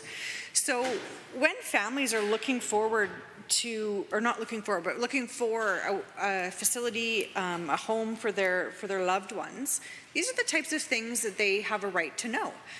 If their loved one is being cared in a continuing care facility program, it should be very easy for anybody to be able to go in and identify some of the areas of concern and then perhaps some of the strategies or steps that have been put in place to help. And what this government has done is made them not available to the public. And so it's not only unfair, but it provides a space where people have no idea where their loved ones are aging. And it's quite concerning when we saw reports that came out, or a review, sorry, in 2021, where some of these problems came to light. And so there was significant problems that were highlighted, and we don't know what's happening in those facilities. And so having my colleague from Edmonton Riverview bring this question forward, I really hope that we have a government and a minister who wants to talk about the concerns, wants to talk about what's actually happening within these care facilities. However, what we do have and what we've seen is a government that has brought forward legislation that is reducing standards within these facilities, not providing more information and higher quality services. We're watching a government that has just recently put legislation forward to reduce some of the minimum hours of care requirement. So it makes me suspicious when we're watching the actions of a government that is showing that they're not taking any sort of direction from the regulations or from the report, sorry, and some of the criteria that they were saying needed to be addressed. And we're not getting information brought out in a very transparent way. And that's really concerning. To give you some context, Mr. Speaker, the report that was done in 2021, we, as the Alberta NDP, highlighted in April of 2024 some of the data, and it showed some significant concerns. In 4,737 inspections in 2023, 4,263, which is 90%, were found to violate provincial standards of care. 90%. Some of the concerns, Mr. Speaker, was cleanliness, odor problems, insufficient nutrition standards, infection prevention failures. Those are all the things that came to light in this. And so what we're asking to have information on is that these audits and investigations become public. We believe that when there's reports and findings, that we should also know the follow-up to what that is and what that looks like to ensure that Albertans can age in dignity and safely, Mr. Speaker. And so this report identified very, very clearly that continuing care standards are a problem. And as I just mentioned, in result of this report, what we saw is the Minister of Health bring forward legislation by putting new continuing care regulations into effect that removed a minimum hours of care requirement when the exact opposite has been advocated for by those that are working in the continuing care homes. It is the exact opposite of what should be happening. There should be more insight into what's happening. There should be more support being provided, because if the current standard isn't able to meet it with a 90% failure, why would this government think that reducing those standards would increase outcomes? It doesn't make sense, Mr. Speaker. And so when I think about why this government isn't providing this information, it makes me question what they're trying to hide. Why are they hiding this? Because when you look at a recommendation coming through that there needs to be a better supports and services and accountability to these continuing care facilities, why is the government then reducing those standards and then saying that they're not going to publish it and make it available to Albertans? It's significantly concerning when we have a government that continues to say, just trust us. We're doing what needs to be done, when we've seen over and over and over that is absolutely not what is happening. It's concerning that the way that they respond is by scrapping the legal requirement to provide care altogether instead of increasing the hours and increasing the funding. So they see a problem, 90% failure with compliance, and they're reducing supports and resources, and then saying, we're not going to show you the report.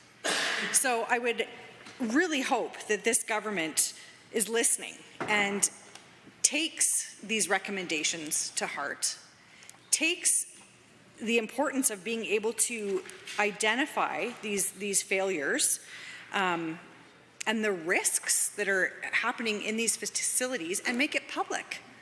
Let Albertans know what's happening in these facilities, not only to our current loved ones that are residing in there, but to when helping to select a place. I know I have the incredible privilege, Mr. Speaker, of having my 72-year-old mom live in my home. She has been in my family home for close to 20 years. I couldn't imagine seeing these statistics, 90%, And then where do you start to try and find somewhere that's safe, that's going to be a wonderful place for your aging parent to reside, and then not being able to accurately find the information? It's very, very concerning. And I know that my situation, that I am privileged, that I am able to have her age in my home. But that's not the case for everybody, Mr. Speaker. And one of the things that I've watched friends struggle with is trying to find some facilities that they believe are offering the care that their loved ones deserve. Now, that's not saying the intention behind these facilities is bad. It's just that they're not properly supported by government to be able to do all of the incredible work that they need to do. You hear horror stories of seniors being left in bed for days in soiled clothing and bedding. And when you talk to these frontline workers, they didn't want to do that. They just don't have capacity. There aren't enough staff, there aren't enough hours, isn't enough oversight for them to be able to come in and do the job that they need to do. Some of them are working out of 2 or 3 different facilities to try and make ends meet. It's absolutely heartbreaking, the stories that we hear, and then to know that the government isn't doing anything to address those concerns is quite concerning. So my ask today, Mr. Speaker, is to have the question that we've brought forward today by the honourable member from Riverview to be answered. I believe that Albertans deserve a response to this question, to lay out the different the accountability, basically, when it comes to these facilities. And so with that, Mr. Speaker, I will take my time to listen to the debate, and then we'll pop up once again to close debate. Thank you. You and the Honourable Minister of Health to respond. Thank you, Mr. Speaker, and thank you to the member for the question. We are rejecting this question because this information is publicly reported and is available online through accommodation standards and licensing at standardsandlicensing.alberta.ca. And we are all about transparency, Mr. Speaker. Alberta Health monitors all facilities with outstanding non-compliances and escalates enforcement when the non-compliances could negatively impact the health, safety, or wellness of residents or clients. Mr. Speaker, our government takes non-compliance very seriously. In fact, I recently expanded the division in Alberta Health that is responsible for investigating concerns. I wasn't happy with the number of investigations that were happening. We needed to do them in a more timely fashion. So when I became minister, we actually expanded that area. The Licensing and Compliance Monitoring branch of the Continuing Care Division continues to work diligently to address current or ongoing concerns, Mr. Speaker. The health and safety of residents is continuing care homes in Alberta is of utmost importance to our government, and we strive to ensure that their experiences in continuing care settings are positive and enjoyable. That is why in Budget 2024, we continued our historic investment of $1 billion over 3 years to begin transforming the continuing care system. This investment includes initiatives that will enable a shift to more care in the community, enhancing workforce capacity, increasing choice and innovation, and improving quality across the continuing care system. And I have to correct the member opposite, because we did not reduce the minimum hours of care. Actually, we are paying for almost double the time that residents were receiving previously. Budget 2024 continues our government's commitment to the health and safety of Albertans in continuing care by including dedicated funding to incrementally increase direct hours of care in continuing care homes. This will also enable more person-centered care and is expected to result in increased quality of care and quality of life for residents, as well as decreased pressure on staff. And Mr. Speaker, this happened after an extensive, and I do mean extensive, engagement with the continuing care community, with residents, and with family members. Furthermore, we created and implemented the new Continuing Care Act to address this. And on April 1st, 2024, the regulations and standards came into effect in Alberta. The Continuing Care Act establishes consistent authority and oversight for Alberta Health regarding licensing and compliance monitoring of continuing care accommodations and the delivery of continuing care services in Alberta, reflecting current practices and settings, and addressing the changing needs and expectations of Albertans. Mr. Speaker, with an aging population, we needed new legislation enabling modernization and innovation in the provision of continuing care for Albertans. It improves protections for continuing care residents and clients by enabling government to assume a more consistent level of oversight and enforcement across the spectrum of continuing care services and settings. The Continuing Care Act sets the stage for the legislation to ensure it is enacted and implemented with person-centered care as the focus. This includes quality of life, person-centered care, dignity and respect, recognition of the contributions of caregivers, importance of staff, and enabling Albertans to age in place as a couple.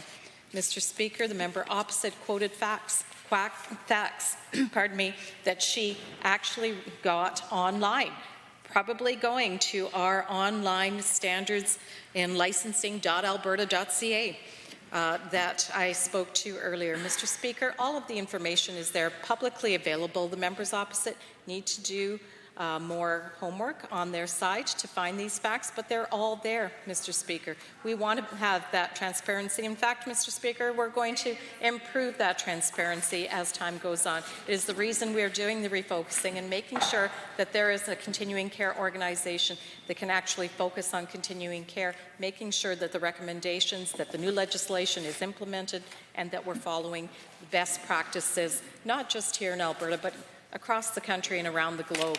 Our seniors deserve to live with dignity and respect, and that's what we're doing, Mr. Speaker. So that is the reason why we rejected the question, Mr. Speaker.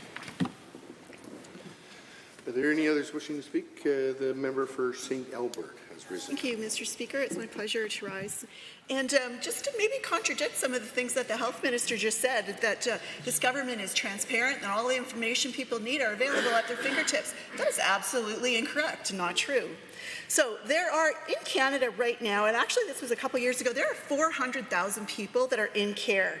That's 60, and during COVID, we saw 16,000 deaths of people that were in care, particularly nursing homes, long-term care facilities. And the reason I'm bringing up these numbers is because there's an excellent book that was written during the pandemic, and it was called Neglected No More. And the writer was Andre Picard. He's actually a reporter. And it's in 2021, and I would encourage anybody that's actually interested in hearing about facts about the state of long-term care and nursing homes and all of this care in Alberta to have a look at this book and see some facts about, to contradict what some of the things the minister is saying.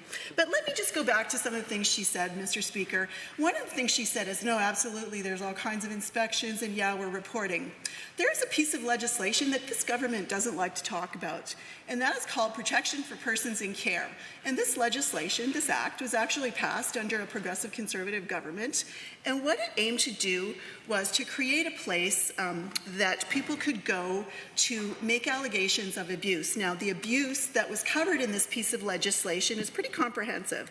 So it includes things like bodily harm, financial abuse, emotional abuse, non-consensual sexual contact, inadequate nutrition, inadequate medication administration, things like that. So it goes into quite detail, a lot of detail about the kind of abuse that is possible to happen in a place like a lodge, a long-term care facility, even a group home. Perhaps it's a mental health group home, a group home for people with disabilities, whatever it is.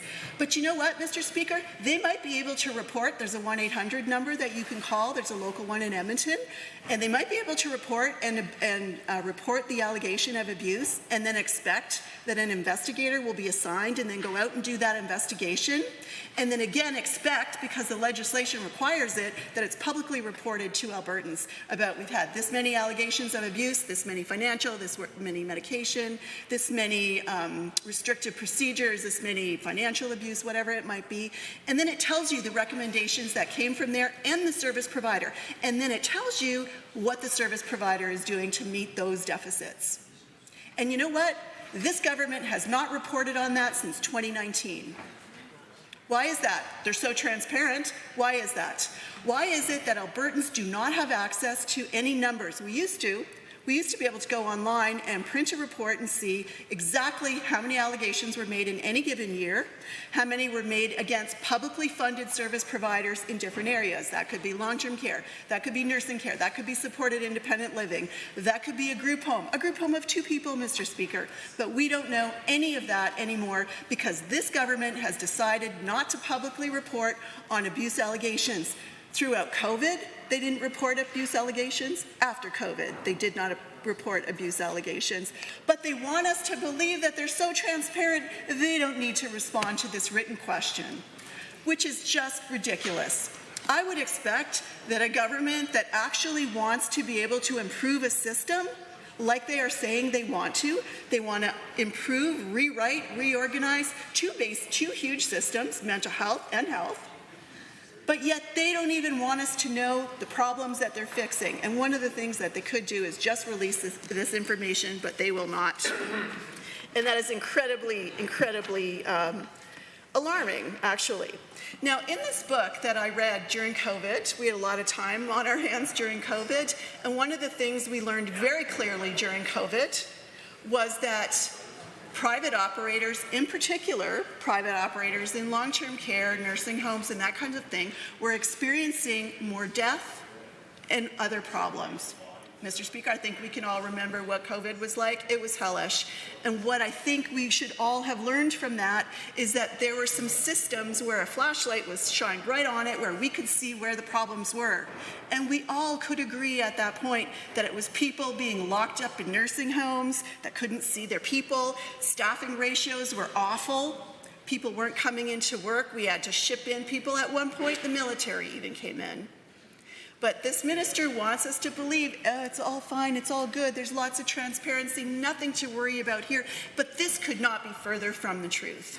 So accommodation standards, and the minister mentioned this, accommodation standards, so it's called supportive living accommodation, goes into great detail about what these inspections will look for when they go in and look at how an operator is operating. But again, we don't get to see all of that information. We aren't even getting the recommendations about how things can be better or how they can be improved. And sometimes that information is very important because the licensing inspections that are done, the ones that the minister referred to, these licensing inspections are very detailed, and I'll give you an example. So in my previous job, we actually had, I think at the time, probably 24 residential programs, and some of them fell under this legislation. So naturally, you anticipate these inspections because that's what they're for. Normally, they're good, but sometimes the inspectors will have really great ideas about, let's say, cross-contamination for laundry. Or they might spot some difficulties that we didn't see around accessibility to the house, to the outside, to the front, to the garage, whatever it might be. But these inspections were always very useful, but what was even more useful, and now that I'm out of that job and looking back, what was even more useful, Mr. Speaker, is that it was public, that the deficiencies were public, that we knew that we had to correct these deficiencies or it would be publicly reported to Albertans that an organization publicly funded did not meet these requirements, and here's what they needed to do to fix it.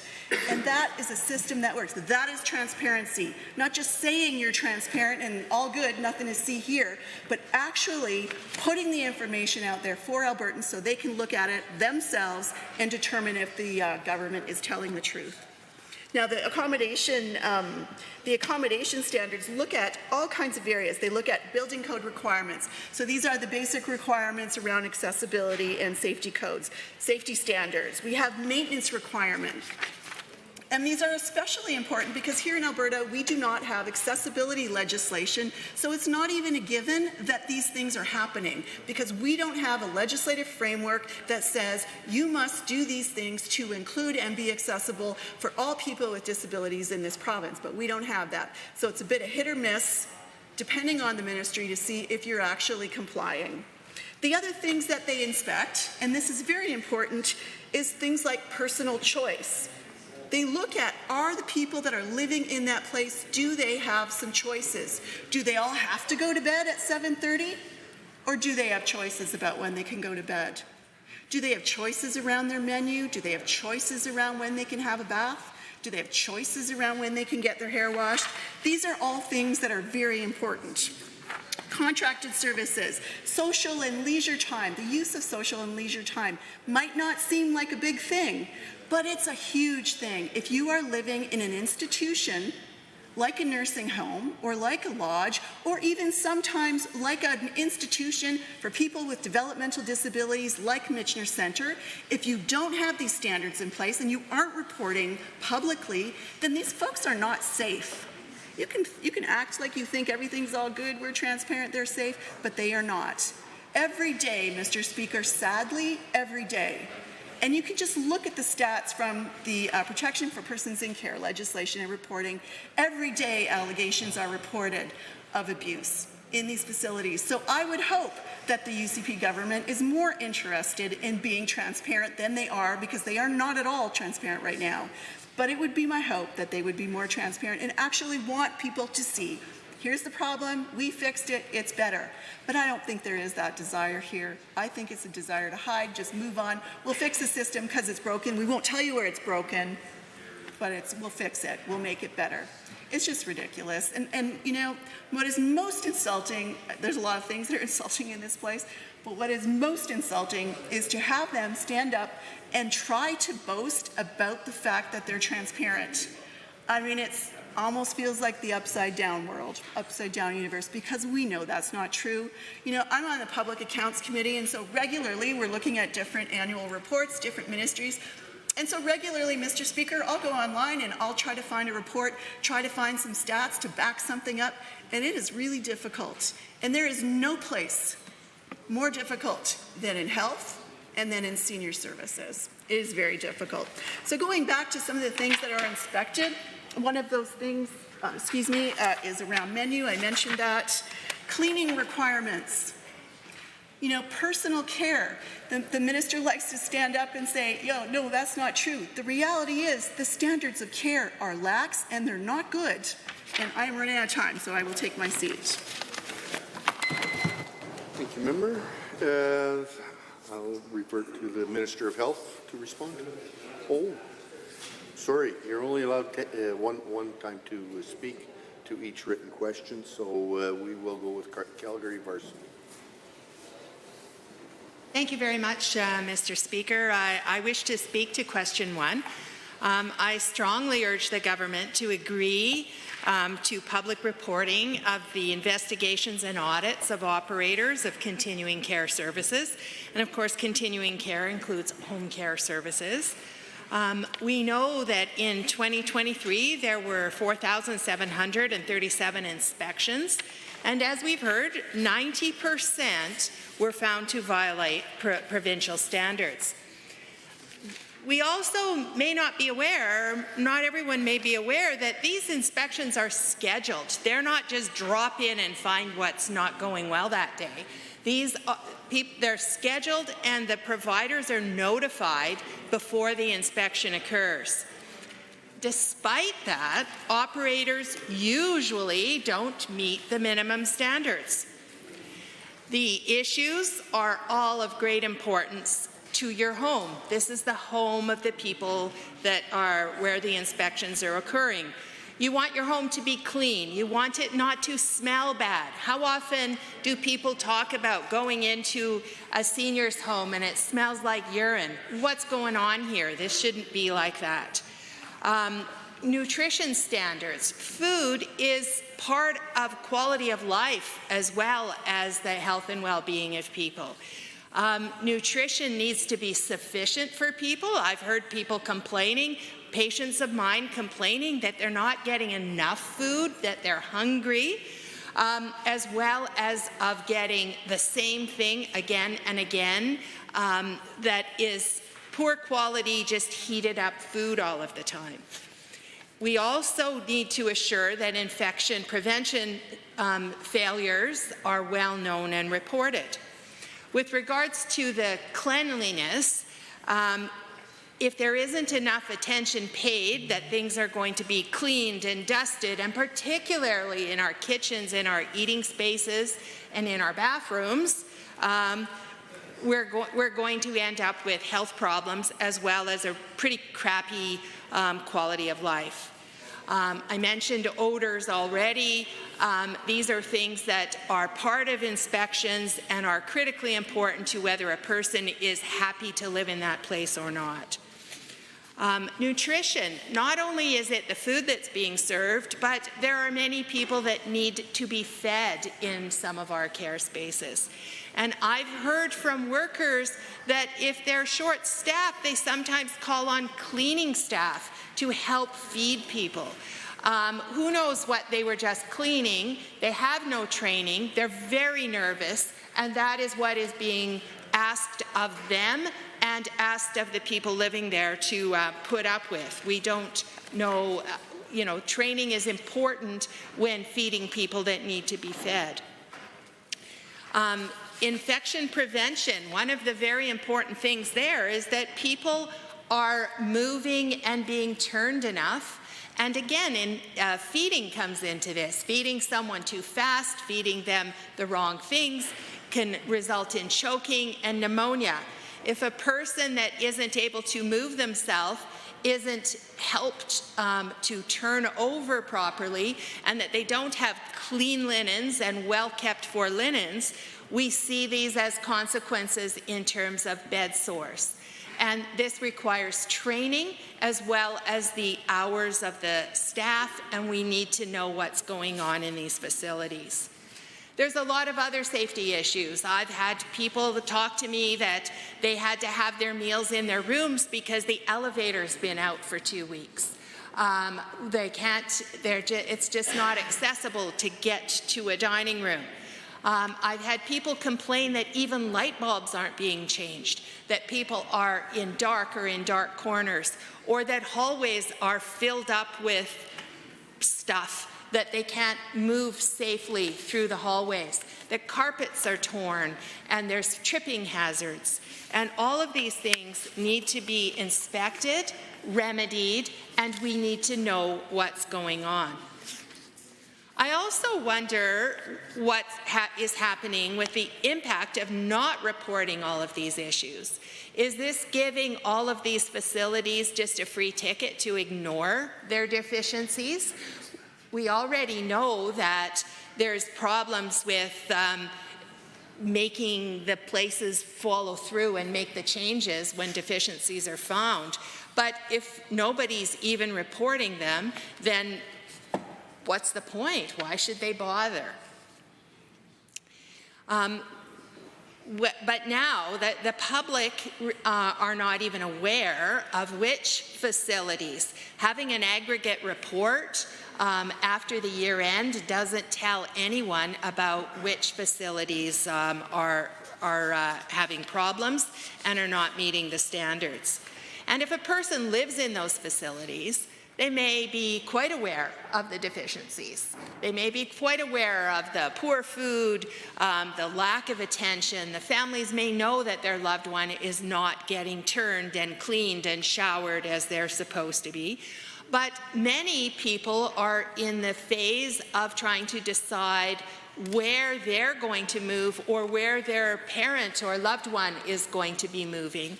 And this reporting is very important so that they can understand what the different issues are in different care facilities. Particularly as we're hearing that this government may be moving towards a voucher system where some of the contractual obligations that AHS might impose on a place taking funded beds is going to be totally left up to individuals to make those arrangements. But yet they don't have any way of knowing what's good, what's not good, and what's going on with these places.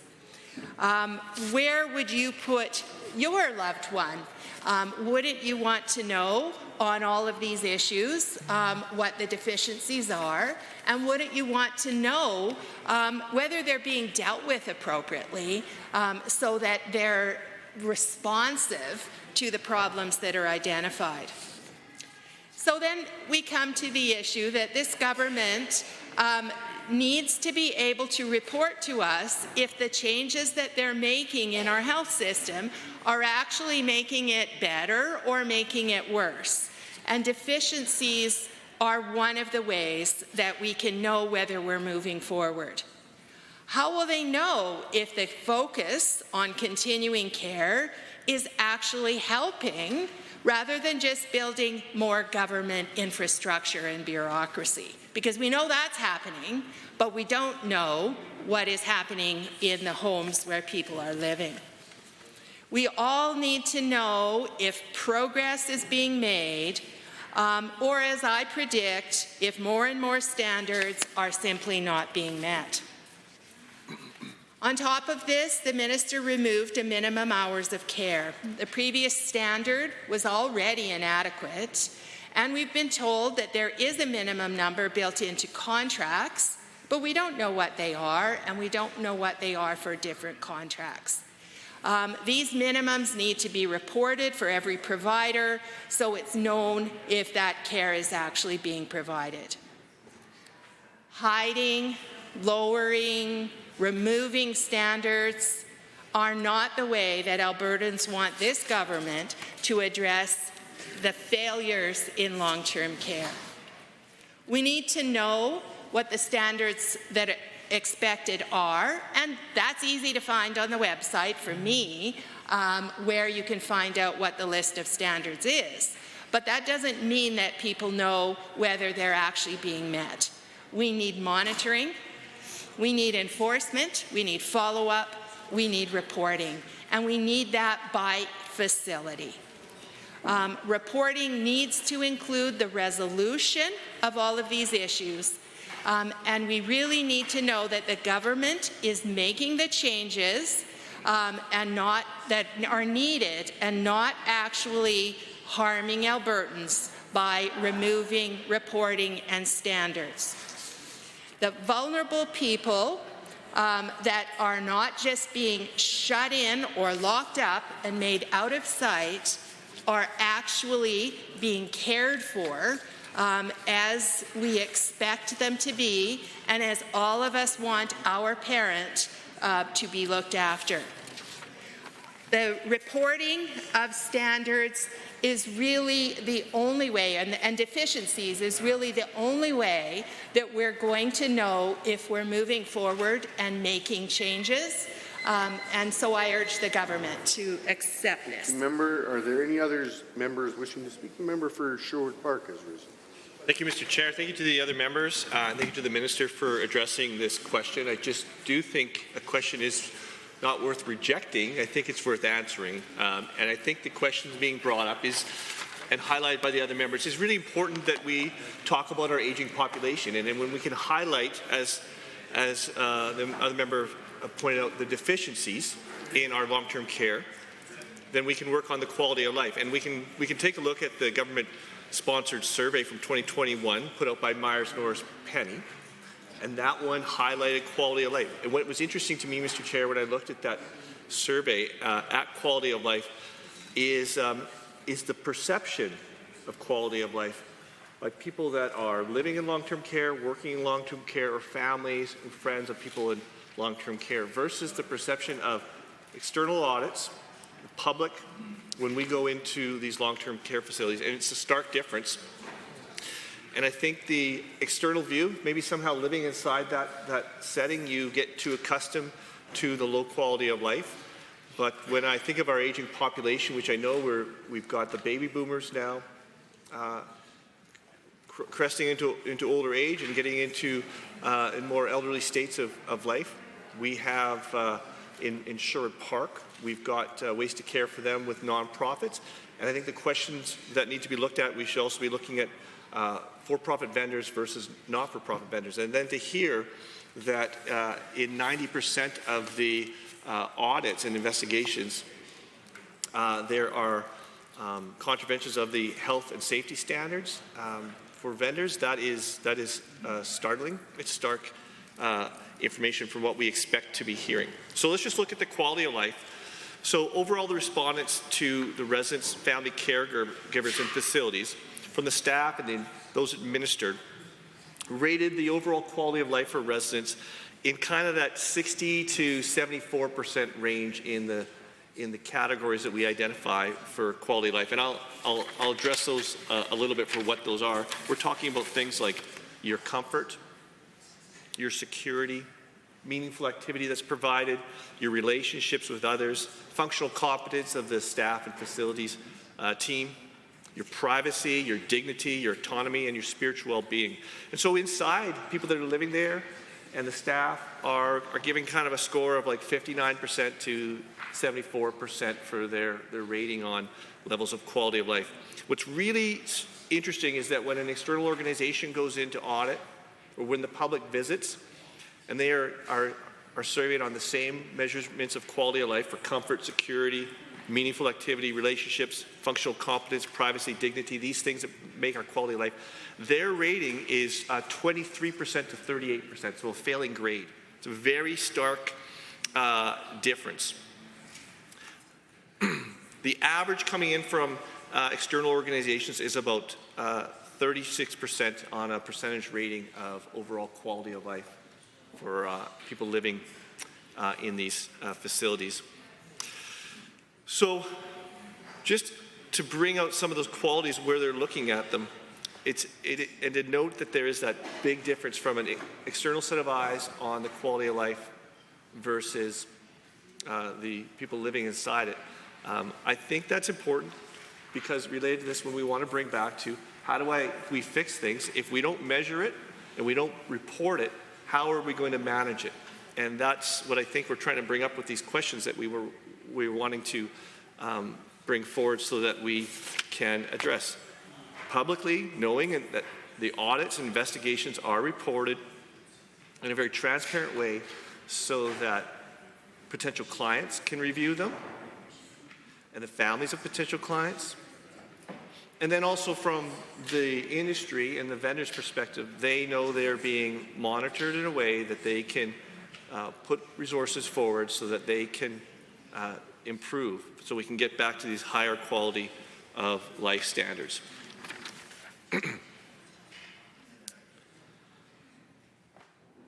There has been mention of the reduction of supports and resources that are going into long-term care, and I think we are addressing these as a society. We need to be talking about what is it that you pay for as a client and what is it that we pay for as a society. And we need to acknowledge that we're talking about people that have built our society and have put the time in and are our elder, and we want to care for them when they're getting to that stage of life when they need that extra help and care.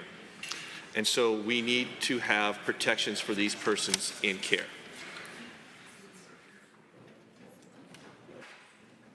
Inside the report that we're looking at for Myers Norris Penny that was commissioned by the government, internally, support for and security and safety come in from staff and residents rating it quite high. And then someone that comes in from the outside perspective, they're saying it's barely passable. The highest score was 50% for security. So when we look at it from an external perspective and we review and audit our facilities, we're finding out there is, these are failing grades for facilities that we are responsible for, and so the reporting is important.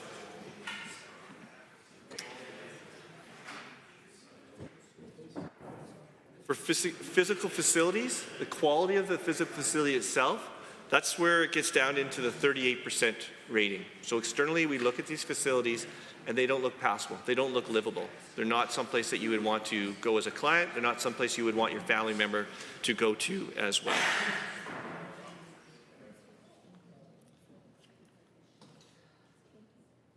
Mr. Speaker, I wish I was more coordinated on my mouse pad. I'll just try and fix this up a little bit. Connectedness with other individuals. So we talk about people that can't get out of bed and can't move around the halls. First off, inside the facilities, they don't feel like there's room to move around. And then feeling connected to others inside the facilities, they are rating it from an external perspective at 41%. So they are, again, in the failing range. The only place where it's close to passable for these facilities is relationship with the staff. So we know the frontline workers are doing their best. And there are good people that are working in these facilities. And I know, having visited Sherwood Care and Laurier House in Sherwood Park, another place I'm familiar with, they have amazing staff that are doing their best to care for their clients. The ability to have more resources or more staff, some of the ways that we have recommended that we could achieve that is also put forward in this report. And so how do we make sure that we raise this quality of care? The expert panel put forward by Myers-Norris Penny reported that the quality of life for residents could be improved through a few important measures. Having a more resident-centered model of care, supporting residents that age in place, and care should come to the residents instead of the residents moving. So that's an important thing we can look at before we get to the facilities. How can we care in place? And I know a member of my constituency, Carol Wodek, has been advocating for this for over 40 years of her life. And I'm convinced that the more opportunity we have for care to come to clients is going to help. And it would be good to have reporting on that as well, especially if we're supporting it together. Improving the food and quality of meals inside the facilities is identified as a simple way to fix this. And that is something where I know that in the nonprofit sector, they are excelling over the for-profit with the food and meal quality. Where the tickets for larger prices are going to come, that the government has to acknowledge that maybe we have to pay for, is improving the physical environment of facilities for residents and having spaces that are conducive to walking and moving. We live in a cold climate environment, and if you're going to be aging in this part of the world, it is going to be important to have space for people to be able to move or find ways to get them to facilities where they can move. So finding those solutions in the communities. If there are ways to involve families in care, maybe you go visit. I know I've visited family in long-term care, and sometimes you're not sure what your role is versus the staff. The staff are kind, they're good, you want to talk to them, but you're not sure, am I supposed to advocate here or am I supposed to do this kind of work? If we can have those open and honest conversations and we make those more common practices within facilities, perhaps as a community when we come together, we will find a way to make sure that the care for our loved ones is up to a quality where we want it to be for people that have put so much time and care into our own province. Creating opportunities for meaningful contribution to the community. I think that's one of the things when I visited places like Sherwood Care, the ability for people to contribute is still very high, and we want to make sure we involve these people in our society, and that includes reporting on the deficiencies so we can improve the quality of life. Thank you. The member for Livingston-McLeod. Mr. Speaker, I just want to try today just to speak on this a little bit. Prior to my role as MLA, I was a nurse and I worked in the healthcare industry for over 13 years. So hearing the members opposite talk about this, it actually, I'm not going to lie, brings me a little bit of anger. Right now, when we look at this, I actually just had a chance to quickly read the nursing homes general regulation while the member opposite was reading, and as I read it, I think it's actually wonderful right now. I care deeply about our seniors in this side of the aisle. We care deeply about our seniors. They are who built this province. They are who essentially raised me, and these are the people that I got to take care of when I worked in that field. Right now, I'm in constant communications with healthcare workers as my role as PARSEC, and of course, that's where my friends and family continue to work, is in the healthcare industry. So I know that their standards of taking care of these residents are high. That's what they truly care about, is making sure that the residents have the absolute best possible care imaginable. Right now, we've nearly doubled the number of hours for our seniors, which is extremely significant. Our seniors deserve the best, and we're willing and ready to provide it. We're increasing the standards of care. We have monitoring, enforcing, and follow-up. If standards aren't met, we have the stiffest penalties, financial and closure for some of these facilities. Right now, we have inspectors, and they're there to make sure that these standards are met and these standards are upheld, and that's truly That's truly what's most important, and that's something that is currently happening. It's something that I've seen happen when I worked in the healthcare industry as well. These healthcare workers are more dedicated than ever, and we're more dedicated than ever for our seniors. So to sit and listen across the aisle about how necessarily we don't care about seniors or we don't want to report, this is all reporting that is available. It's public reporting, it's online, it's more transparent than ever. I just need to speak to this and say that what I'm hearing is it's absolute nonsense right now of what the members opposite are saying, and I wanted to clear the records to say that we here on this side of the aisle, we care about our seniors. We're increasing their hours of care. We are making sure that these standards are met and upheld, and will continue to do so because that's what seniors in Alberta truly deserve. So that's all I had to say. Thank you, Mr. Speaker. Thank you. Are there any others wishing to speak to written question 1? If not, then the mover, Edmonton Castle Downs, has up to 5 minutes to close debate. Thank you, Mr. Speaker. You know, I have to say that I'm really disappointed to hear the minister stand up after one person debates this question and immediately say, I reject this question. And she cited that the information is already reported online, and that is simply not true. When you go online, the UCP has not reported abuse and allegations investigations since 2019. So the whole argument that she used as to why this question should not be supported and answered is not accurate. And so, you know, I think when we hear people get up and talk about the reasons for this question, it's not about the type of care that individuals are providing. It's the standards, it's the concerns. I think Albertans need to know if there has been anything that violates an individual's dignity and safety, and that's what we're asking. So when members are sitting in the House and they've got direction from their minister to reject the question, I would say the rationale provided by the minister is not accurate. It has not been reported. It is not publicly available since 2019. So when she stands up and makes this statement about why she's not supporting it, it's inaccurate. So I would really implore all members of this chamber to support this question and have the government answer the question. This is really important, and we want to know that when operators have committed contraventions, we need to know that they've been addressed. And so every member sitting in here that has, on this side of the House, we know that we want this answered and we want the government to respond. We have a government that, like I said, after me simply moving this, rejected it with a rationale that isn't accurate. And so, you know, for those that are following along at home, again and again, this government shows their true colors. They're not being transparent. There's not honesty in the rationale behind why they won't answer this question. What are they trying to hide, Mr. Speaker?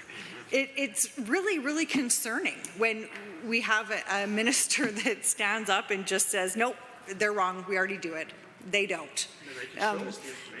If the simplest solution is answering this question, answer how many audits or investigations were conducted between January 1st, 2023 and December 31st, 2023. Instead of just saying we already do it, we reject it. They're clearly trying to hide something, and it's really concerning that this is the first question that we're bringing forward this afternoon in those that have been accepted to debate, and already the minister has said no, rejecting it with false rationale. So with that, Mr. Speaker, I would just really implore everybody to vote in favour of this very important question to be accepted by the government for an answer. Thank you. Good. Thank you. Members, the honourable member from Edmonton Castle Downs has moved on behalf of the member from Edmonton Riverview. Acceptance of written question number 1. All those in favour of the motion, please say aye. Aye. Those opposed, please say no. No. That motion is defeated. And a division has been called. Please call in the members.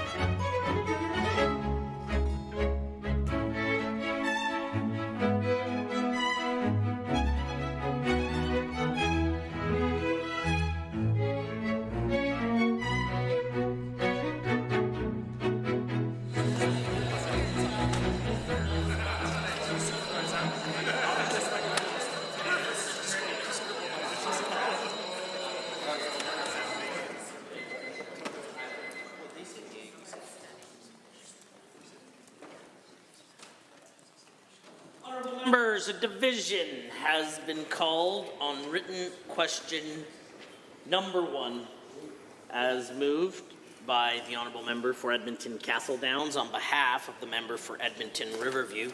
All those in favour, please rise. Member El Maligi, Honourable Mr. Sabier, Mr. Kozowski, Dr. Metz, Ms. Chapman, Ms. Renault, Honourable Mr. Agan, Member Beauparai, Mr. Shepherd, Honourable Mr. Schmidt, Ms. Goring, Ms. Pancholi, Member Calhoun Stonehouse, Mr. Dack. All those opposed, please rise.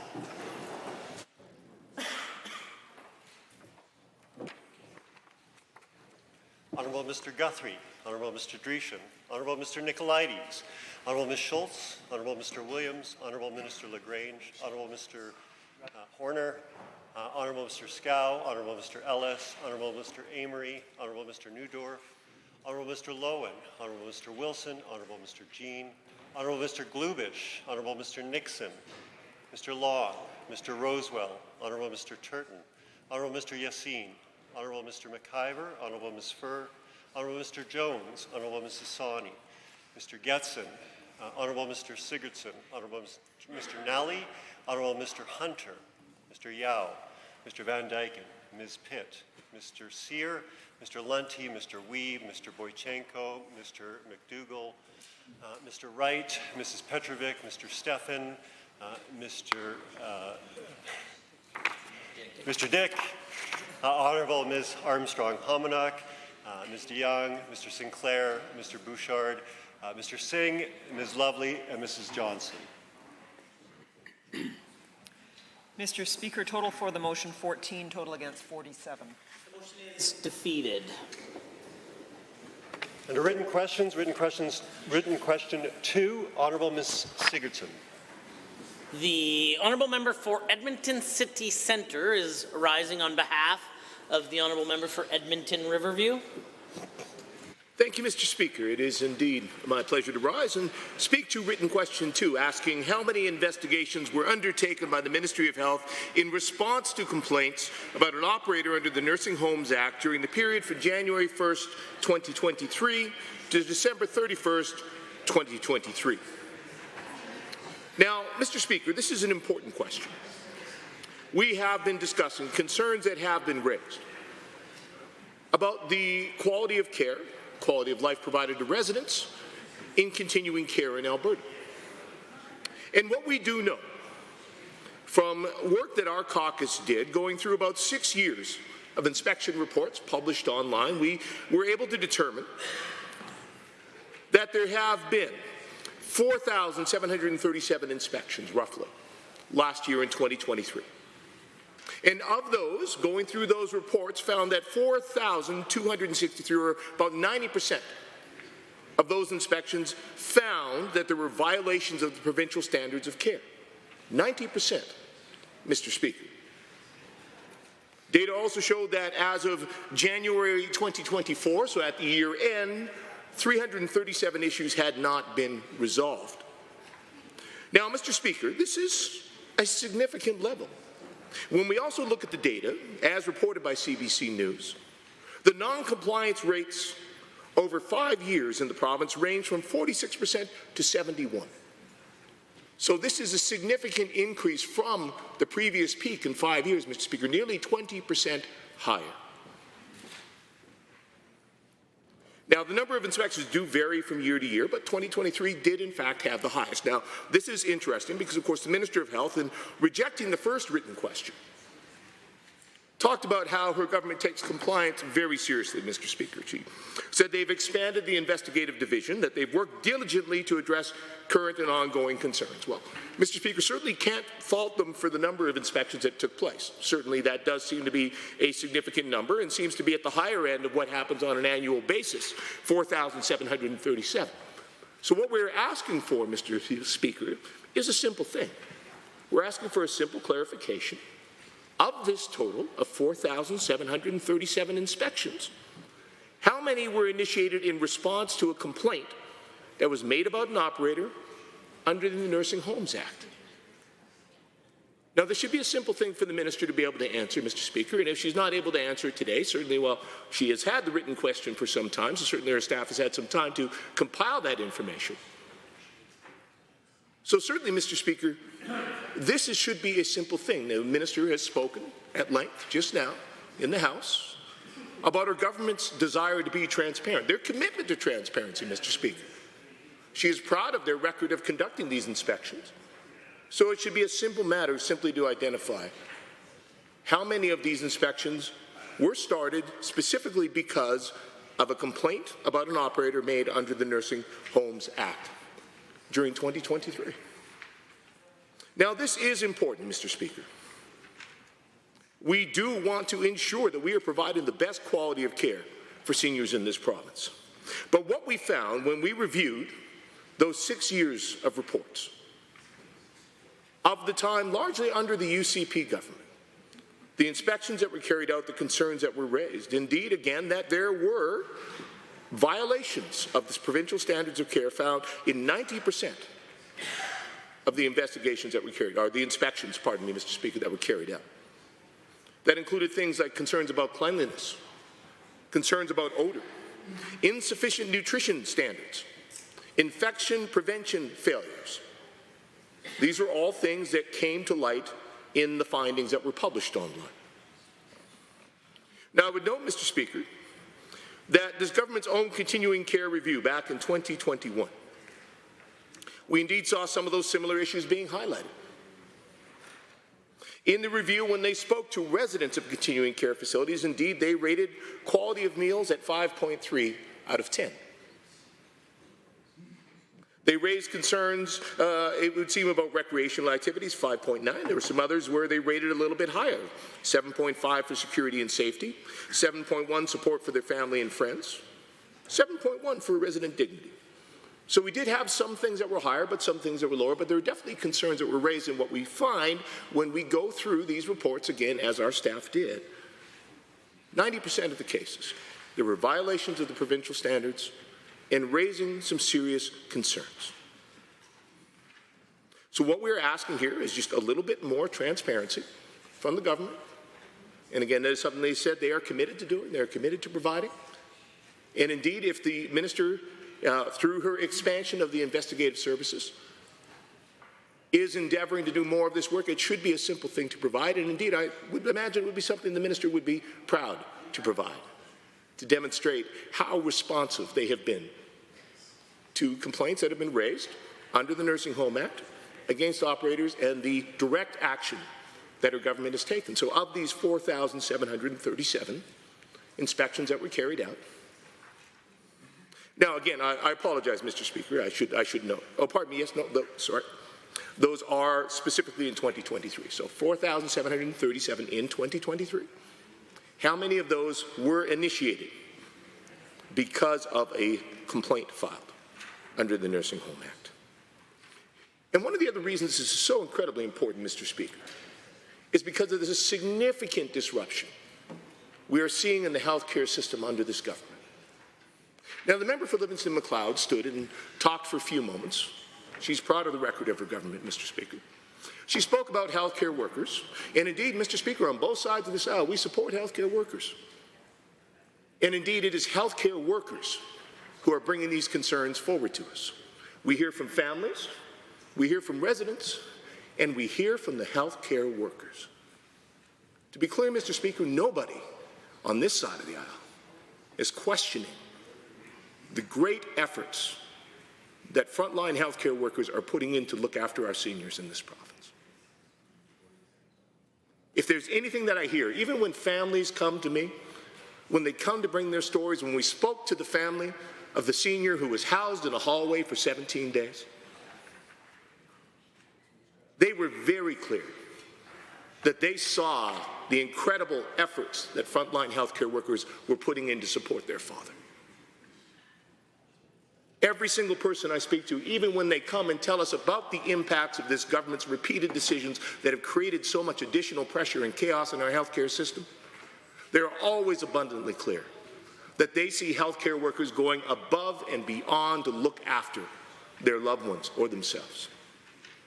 But the challenge we have here, Mr. Speaker, is a lack of support from this government that continues to create additional chaos and pressure that makes it more difficult for them to be able to provide that care, and from operators who choose to make cuts, who choose to reduce the hours of care, who choose to cut corners, and then leave these frontline staff to have to deal with the aftermath, struggling with too little time and too few hands to provide the care that Albertans in these facilities need and deserve.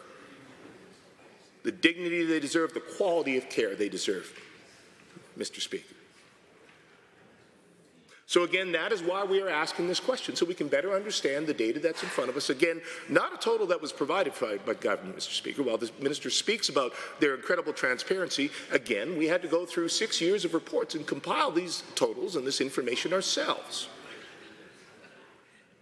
So what we are asking now is, now that we have done that work, can the minister clarify for us, of these 4,737 inspections that we know were carried out, how many were initiated specifically due to a complaint that was raised?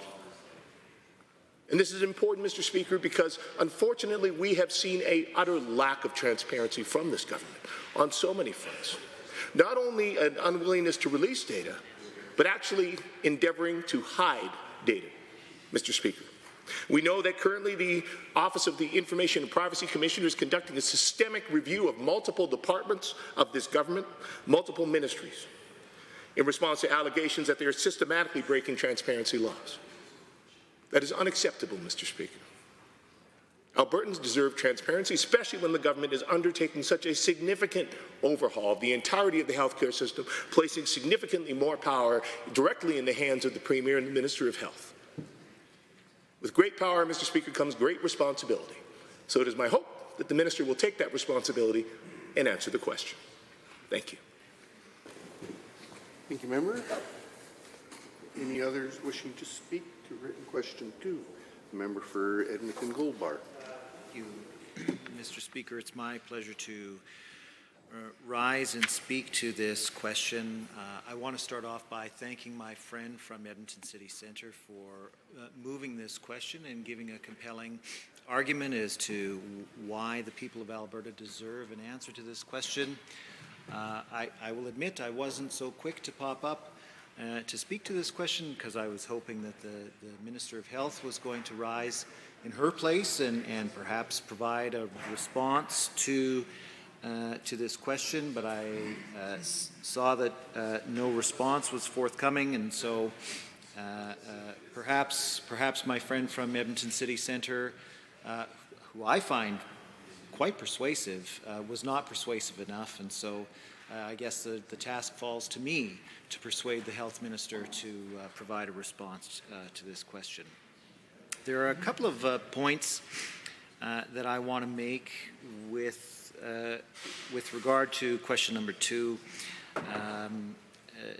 The question asks how many investigations were undertaken by the Ministry of Health in response to complaints about an operator under the Nursing Homes Act during the period from January 1st, 2023 to December 31st, 2023. One of the things that I hear from my constituents time and time again who have loved ones in nursing care homes is that they don't fully understand even the requirements that nursing care homes are supposed to meet. And I understand that the minister touts the website publishing care standards and those kinds of things as being transparent, but we need to keep in mind that the families and caregivers for people who live in nursing care homes are working flat out, Mr. Speaker, to just keep everything going.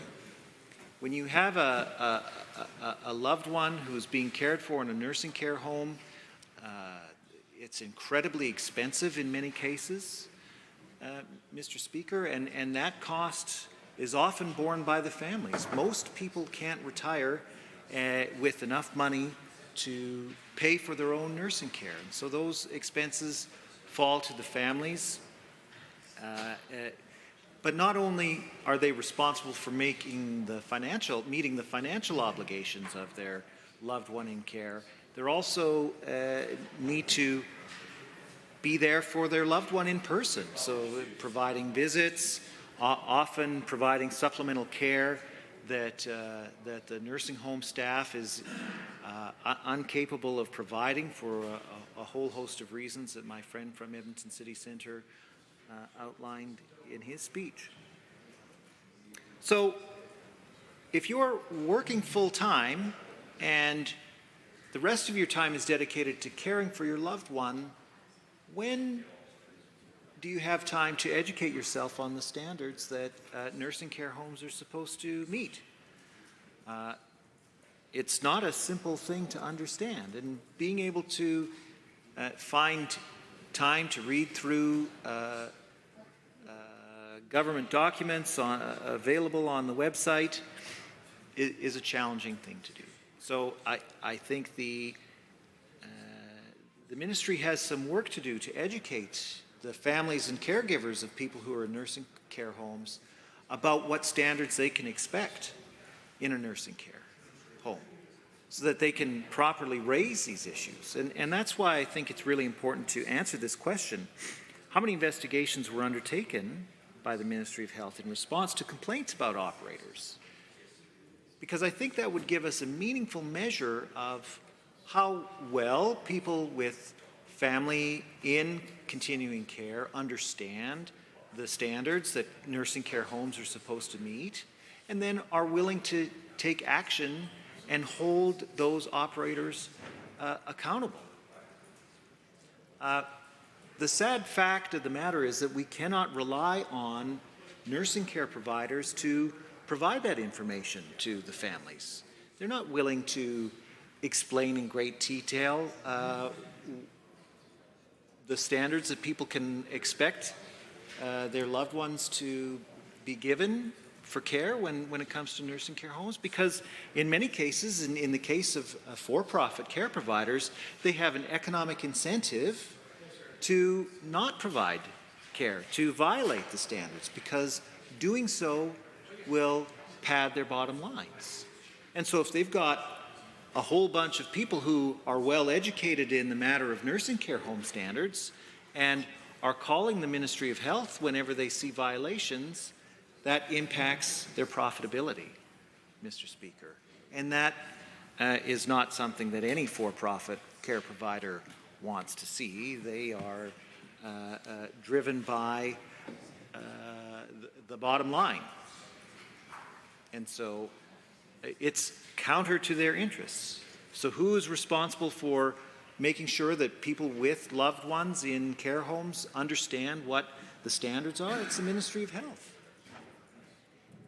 And if the Ministry of Health is doing such a good job of educating people, then presumably we would see a high number of investigations undertaken by that ministry regarding operator concerns that are generated by complaints, because people will know when standards are being violated, or suspect that they know when standards are being violated, and then the Ministry of Health's investigations team can undertake those investigations. If a very small number of the more than 4,000 inspections that have been undertaken over the last 6 years are not driven by complaints, then I think that points to a bigger problem, that the people of Alberta don't clearly understand what standards they can expect for their loved ones in nursing care homes, and can't act to defend the interests of the ones who are in care. Now, the second point that I want to make on this issue, Mr. Speaker, is something that my friend from Edmonton City Centre raised. Now, our staff put together research that looked at 6 years of inspection reports carried out on continuing care facilities, and we found that 90% of the inspections resulted in violations of standards. And then my friend from Edmonton City Centre highlighted some of the standards that had been violated. Simple things that you would expect any care operator to meet, and those are standards of cleanliness, standards of nutrition, proper infection control, proper control of odors, the very basics that somebody in continuing care should expect to receive. Now, when we have a failure rate of 90%, that indicates that these problems are incredibly widespread. And I would suggest to anyone with an interest in fixing the problems that we see in continuing care that a significant step forward in improving continuing care is to get for-profit operators out of the system altogether so that there is nobody who is providing continuing care that has a financial incentive to cut corners on these kinds of things. That is the fundamental premise of public health care, that we get the health care that we need regardless of our ability to pay, but based on our needs. And we have thousands of people in continuing care right now who are not getting the care that they need because we have such a significant profit motive in the continuing care sector. And I can tell you that if the system were entirely run publicly, that we could expect standards of care to increase, and that the number of violations of health standards would go down significantly. And now, maybe members opposite will say, well, how are you going to pay for it? That's the question that we're always faced as democratic socialists when we propose radical ideas like public health care for people in continuing care. How are you going to pay for it? And the answer is always taxes, Mr. Speaker. We pay for public services through taxes.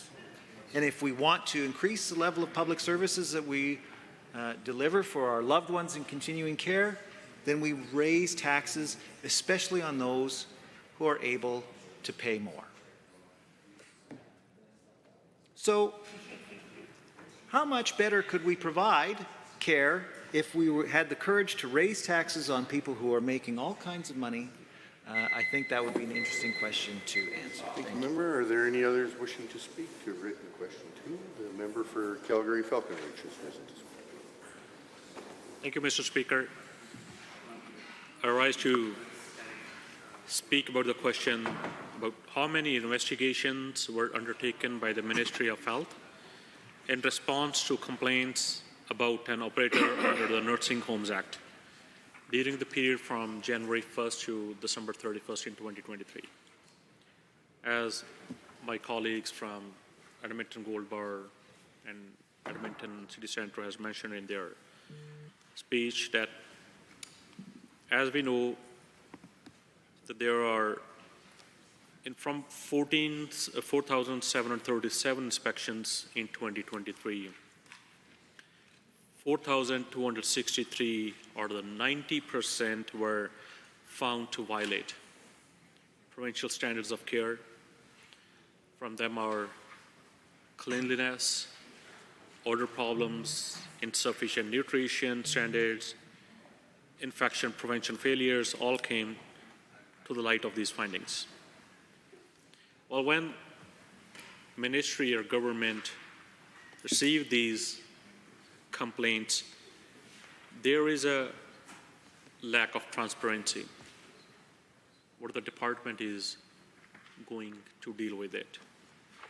As we all, the Albertans, expect that these complaints must be done in a timely and efficient manner.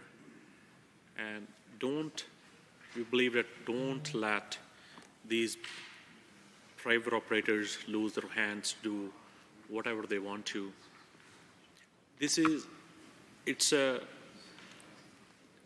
When seniors goes to those facilities, it's their human rights as well. Also, people and the families who have spent their entire life in Alberta, paid their taxes for the lifetime, and in their ad movements, and they had to deal with all those problems.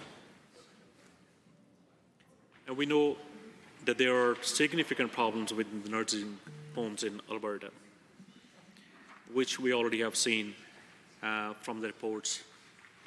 And I do have few nursing homes in my riding as well. And when I get a chance to visit those ones, and we still do see the same problems. Lots of people, seniors who live there, they just start getting used to or not start ignoring those problems. Most of them, they don't come out or make complaints. It's very sad and sorry to see our respectable seniors going through all that. Plus their families who work hard the entire day when they go and visit their seniors. I have seen the people crying when they see their parents, whatever they are going through. Well, we have no reason to believe that the government was not aware of those problems and the poor conditions Albertans were forced to live in. And these are the people have trusted to work for them. But again, they're failed at that, to work for common man, to work for Albertans. And in turn, we also want to understand that how many complaints were made and how many investigations were conducted as a result of these complaints. We don't understand why there is no transparency. What is this government trying to hide from Albertans, from the seniors, people who have invested all their life here for the betterment of Alberta? We all, from this side of the House, would urge the minister to answer those questions. When we go and face the people, we feel hard to. And we don't want to get into the blame game either, but we have no answers to face them. And with such glaring problems in our continuing care system, the government should be responding to complaints quickly and taking significant action to investigate and address complaints made. If there is a lack of staffing or lack of resources or intentionally there's no transparency there, which is very shameful and sad to see that. Mr. Speaker, as we all discuss, these problems are rising, and these are growing day by day. Why don't we control those operators, or there is lack of accountability? Why don't we force them or get them to fix all those things? No one would want to live with a bad smell, in odor. The food they eat is a lack of nutrition. And all those seniors, they're paying their part. And then after that, they're not getting the services they deserve. And they are left with no choice. As we know, there is lots of demand out there. Senior population, even with lots of people are moving to Alberta, senior population is quite huge. There is lack of demand, lots of demand there, and lack of operators or the beds or the facilities. And we know that Alberta has a continuing care standard problem. we want to know what are the reasons behind it. Why can't we fix it? What is stopping this government to fix those challenges? And Mr. Speaker, as we know that Minister put new continuing care regulations into effect that removed a minimum hours of care requirement. And at the time, we have heard in answers that operators are being consulted, residents are being consulted, but at the ground level, we haven't seen anything.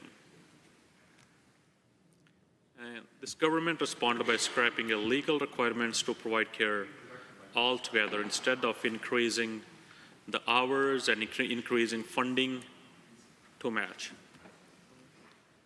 If it does not have to be this way,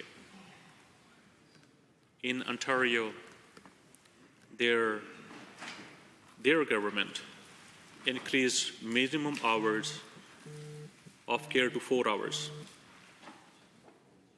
and answering the call from the advocates. But here, even we're not giving full 1.9 hours of care.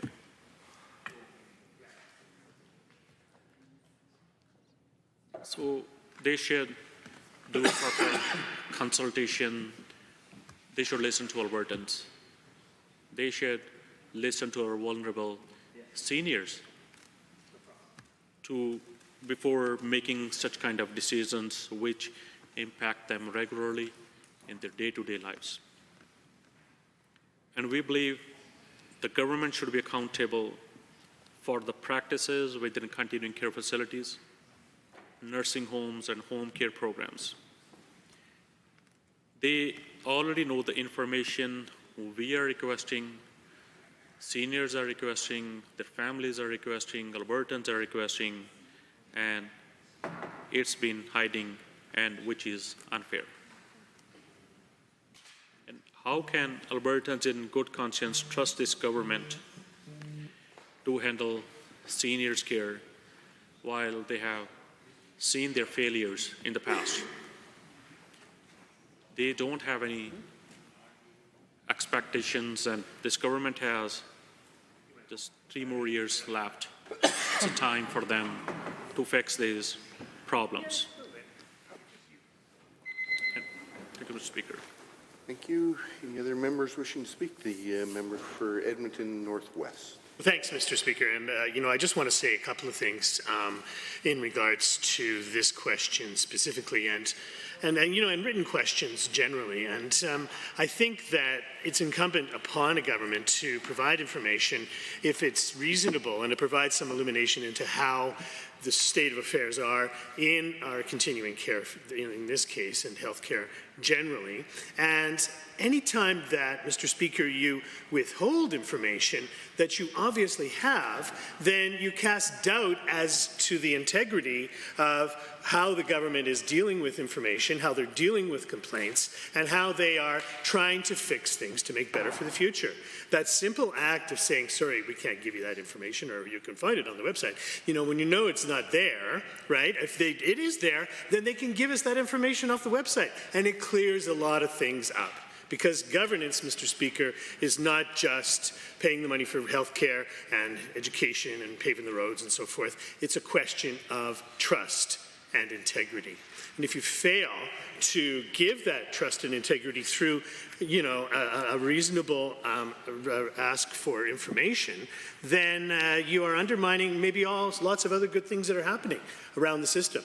We know that our healthcare professionals are doing the best that they can. They work very hard. I know I have health professionals in my own family and friends and neighbors as well. And, they know that the system depends on them working harder and harder to cover the gaps, let's say, in long-term care or continuing care, as it were. And so for us to be able to analyze the information and for the public to do so as well and say, okay, there's been 4,737 complaints or whatever, exactly where are those coming from? Are they coming from inspections? Are they coming from individuals? Are they coming from patients? Are they coming from the professional staff? Right? This can really help to boil down and to look for ways by which to improve continuing care here in the province, because we know that we do have a large, a growing seniors population.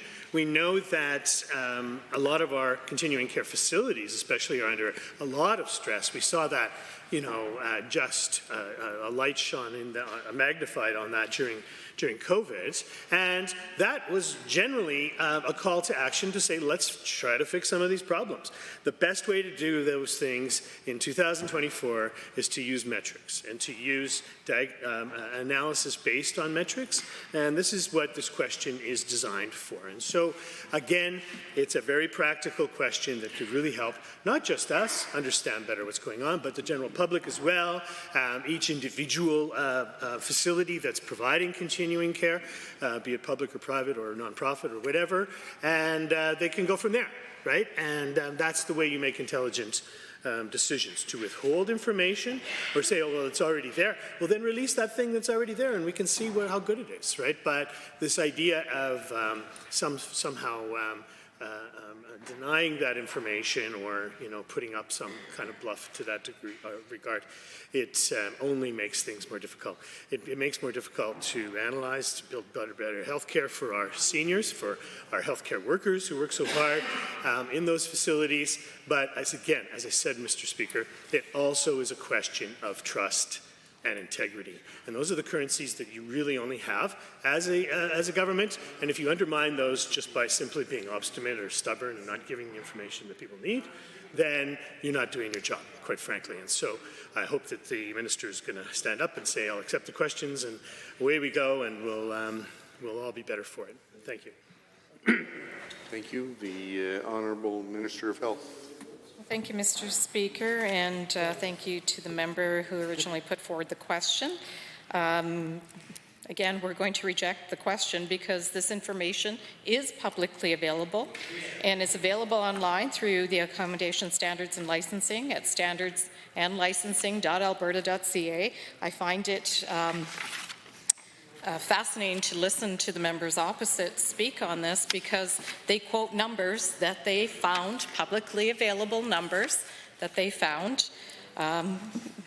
And, when they started talking about over 4,000, 4737 was the number that was quoted, I believe, of investigations that took place, and that 337 issues were not resolved. That means the remainder were resolved, that we have detailed inspections, that we are going in and doing the work. When a complaint, every complaint that comes in gets investigated.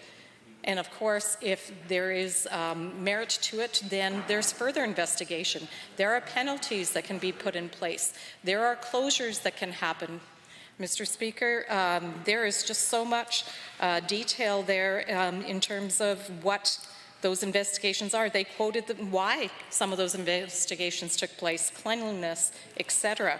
So the fact that when they're not resolved, that means that the investigators are continually going in and making sure that those standards are met. And not only are they met in public places, but in independent facilities as well, because under the new continuing care legislation, and I want to remind the members opposite that the Continuing Care Act that came into force here April 1st was a modernizing act. It in fact replaced 4 or 5 other acts that were outdated and needed to be brought into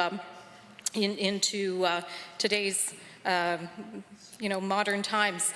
When I look at the fact that we have done an extensive engagement that led to that continuing care legislation that came forward, that subsequent to that legislation there was again increased engagement, which added to the regulations being brought into force, to the standards coming forward. So, Mr. Speaker, I heard the member from St. Albert mention that she was really pleased that when she was in the workforce that there were investigations happening and that those inspectors provided useful information that they needed to. I'm not sure what members opposite are so noisy, but I hope you can hear me, Mr. Speaker, on my answers. But the members opposite, again, should be listening to the fact that these investigations, as I said earlier, are detailed. They go in, and if there's a deficiency, it is investigated more fully. There are recommendations made on how to solve that deficiency, and they go back and they reinvestigate, and they make sure until they're satisfied. The fact that there's 337 issues that haven't been resolved should give people comfort to know that those investigations are thorough. In fact, I want to give a kudos to the investigators, because I know they care. For the members opposite to think that, to imply that the members on this side don't care about seniors is ludicrous, Mr. Speaker. I think it's just abhorrent, because we all care about our seniors. Seniors have made this country. And in fact, Mr. Speaker, right now, 1 in 7 Albertans are 65 years of age and older. Within the next 20 years, that will be 1 in 5, Mr. Speaker. I am very close to that category myself, and we care deeply. I journeyed with my elderly in-laws as they went through their senior years and their final years. So I know very well the issues that are out there.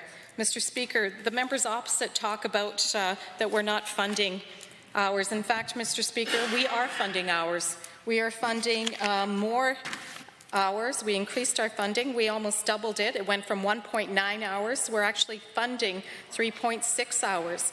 We have provided record investment, over $1 billion of investment into modernizing and bringing forward operational best practices within the continuing care organizations and facilities. We've added, through our capital investment in just this year alone, we anticipate adding 2,000 spaces, Mr. Speaker. So to imply that, in fact, we're trying to hide something, that's not true, Mr. Speaker. The data is there. The members opposite found it. They've been speaking to it for the last almost an hour and a half, I would say, over the last 2 questions. We continue to make sure that that families are satisfied with the care for their parents that are in continuing care facilities across this province. We've added an additional record investment into home care, whether that's medical home care or community home care. We are holding our facilities to account, as was listed by the high numbers of investigations that are being performed and the follow-ups that happen subsequent to those investigations, and that's for public facilities as well as independent for-profit facilities, Mr. Speaker. So again, for the members opposite to say that that's not happening, that we don't care about that, that is just not so, Mr. Speaker. We continue to make improvements, both in the way that we're providing funding, but also in listening to the members, or to the community and care, the whole spectrum, the whole system. I know there was extensive engagement before the legislation came into existence and came into force on April 1st, and our regulations came into force, but we feel very strongly that that has to be an ongoing conversation. Part of the standards that came into force is ensuring that parents or families of their loved ones, of their parents, have the ability to have input. Staffing plans have to be made publicly posted. There has to be a mechanism to complain, Mr. Speaker. So all of these things we continue to refine, we continue to work with them. We're planning more engagement sessions throughout the summer and into the fall on continuing care, but it has to be an ongoing dialogue, because of course our seniors are very, very important to all of us. I know that as a former rehab practitioner, and I worked at Michener Centre, so the member from St. Albert, when she spoke about the Protection of Persons in Care Act, I know myself, and that was a publicly funded institution that I had to report on individuals that were physically and or mentally and emotionally abusive of some of the people that were, some of the residents that were there. as my job as a rehab practitioner, as a shift charge, and in my various roles at Michener Centre, I had to do that to protect the people that were living there. So I am glad that we do have mechanisms in place to deal with people that are not following through with their commitment to looking after our most vulnerable in the best way possible. And as you know, Mr. Speaker, I had a younger brother who was born with Down syndrome. And I take it very personally because I always think that could be my brother in that situation. When I think about seniors in long-term care facilities, at every level, that could be my mother, that could be my father, someone I love in those facilities. That's the lens we have to make decisions through, and that is the lens that our government is making the decisions on continuing care through. So for the members opposite to imply anything else is just not so, Mr. Speaker. We are wanting to make it as transparent as possible, but we're also working hard to do the refocusing, which we know is much needed. And so, Mr. Speaker, to have the members opposite imply that we're not willing to provide information, that's not true. Mr. Speaker, they can go online, and they have. They've gone online and they found that information. They found it, and they've been speaking to it.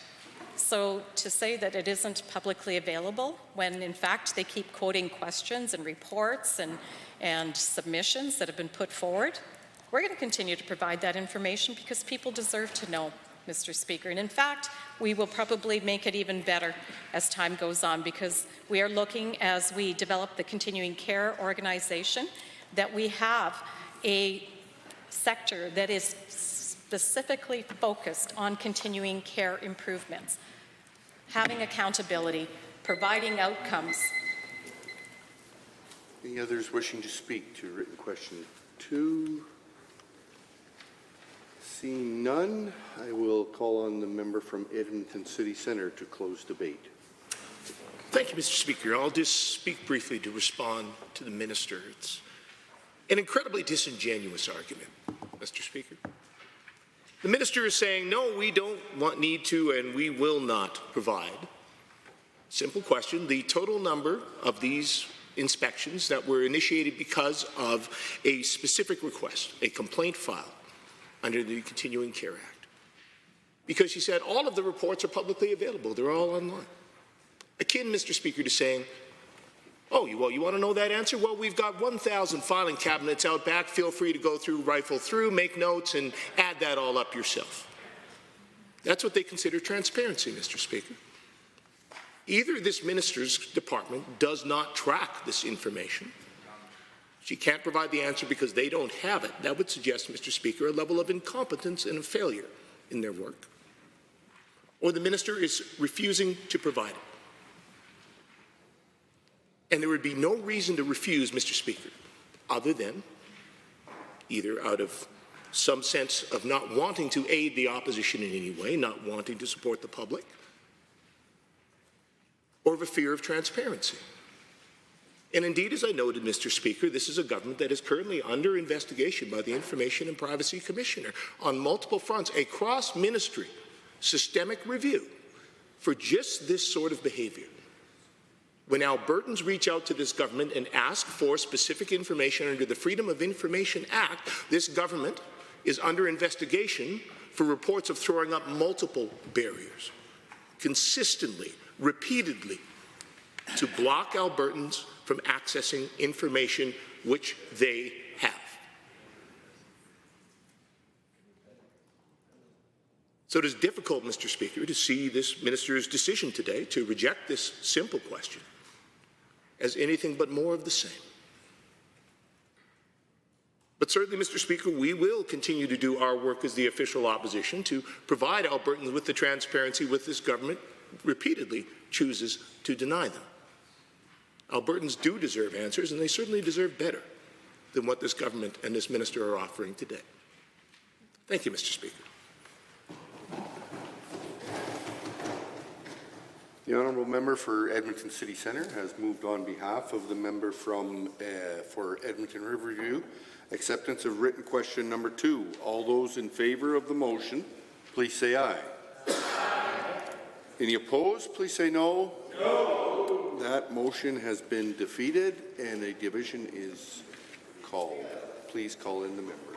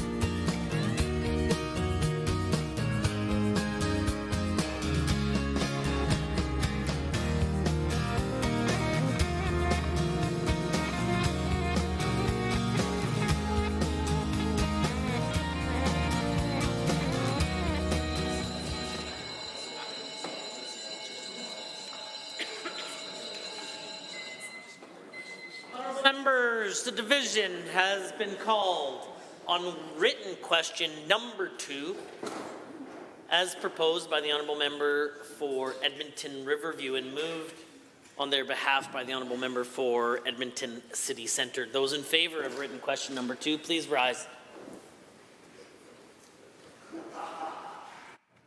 Member Amaligi, the Honourable Mr. Savier, Mr. Kozowski, Dr. Metz, Ms. Chapman, Ms. Renault, Member Irwin, Mr. Ip, the Honourable Mr. Egan, Member Beaupre, Mr. Ellingson, Mr. Shepherd, the Honourable Mr. Schmidt, Ms. Goring, Ms. Pancholi, Mr. Dack.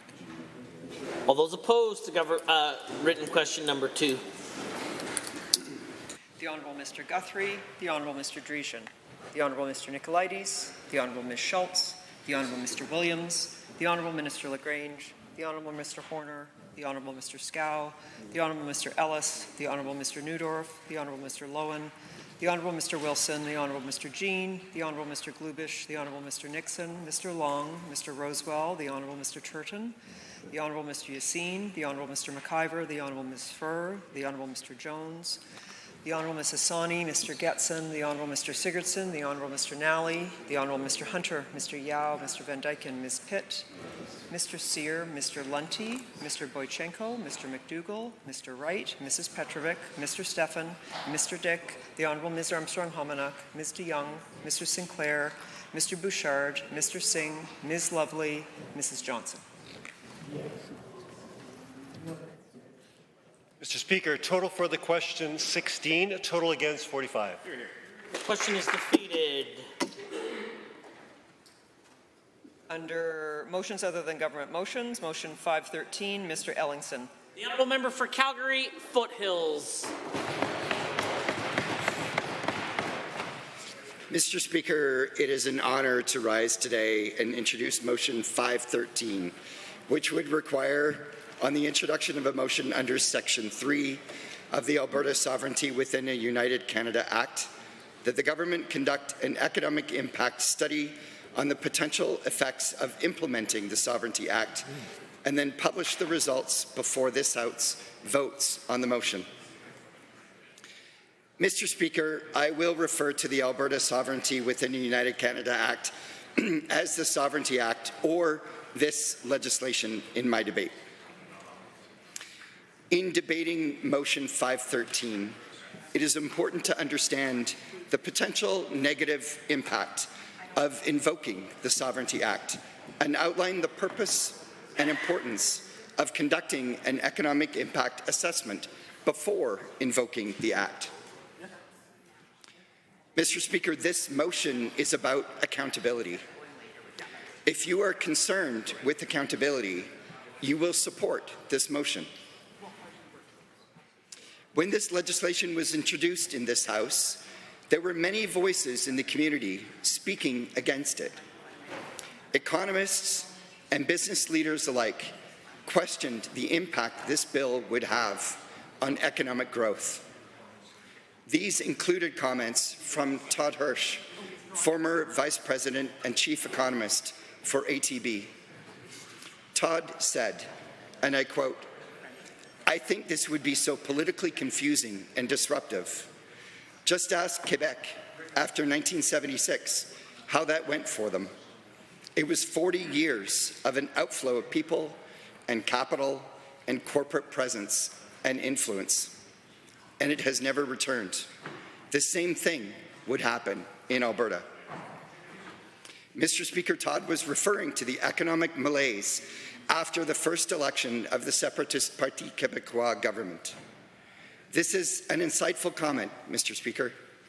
An article published by the Montreal Economic Institute in May 2007 noted that Quebec had among the poorest economic performance in Canada in the 25 years to 2007. The article notes that between 1981 and 2006, Quebec's annual GDP growth averaged 2.3%, compared to 3% for the rest of the country at that time. The article laments Quebec's poor economic performance amongst its peers, as well as its poor performance in investment attraction. Mr. Speaker, these years of laggard economic performance occurred during the peak years of Quebec's ongoing threat to separate from the Canadian Federation. We've heard this government debate that following Quebec's lead will result in more funding from Ottawa. But, Mr. Speaker, there are economic and investment consequences in following Quebec's sovereignty lead. Mr. Speaker, Quebec is hardly the poster child to follow in developing legislation that creates a business-friendly culture and promoting economic growth. The relentless pursuit of sovereignty within Canada has not worked in Quebec's economic favour. Therefore, it is imperative to assess the potential negative consequences of utilizing this legislation and understand the risk to Alberta's economy before invoking the Sovereignty Act. Deborah Yedlin, President of the Calgary Chamber of Commerce, also spoke against this bill when proposed. She said, and I quote, "There's no shred of evidence that this act will lead to economic growth."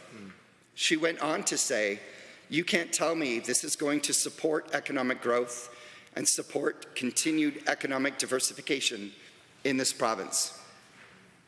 Mr. Speaker, the Calgary Chamber and other business organizations will say the last thing that businesses need is uncertainty.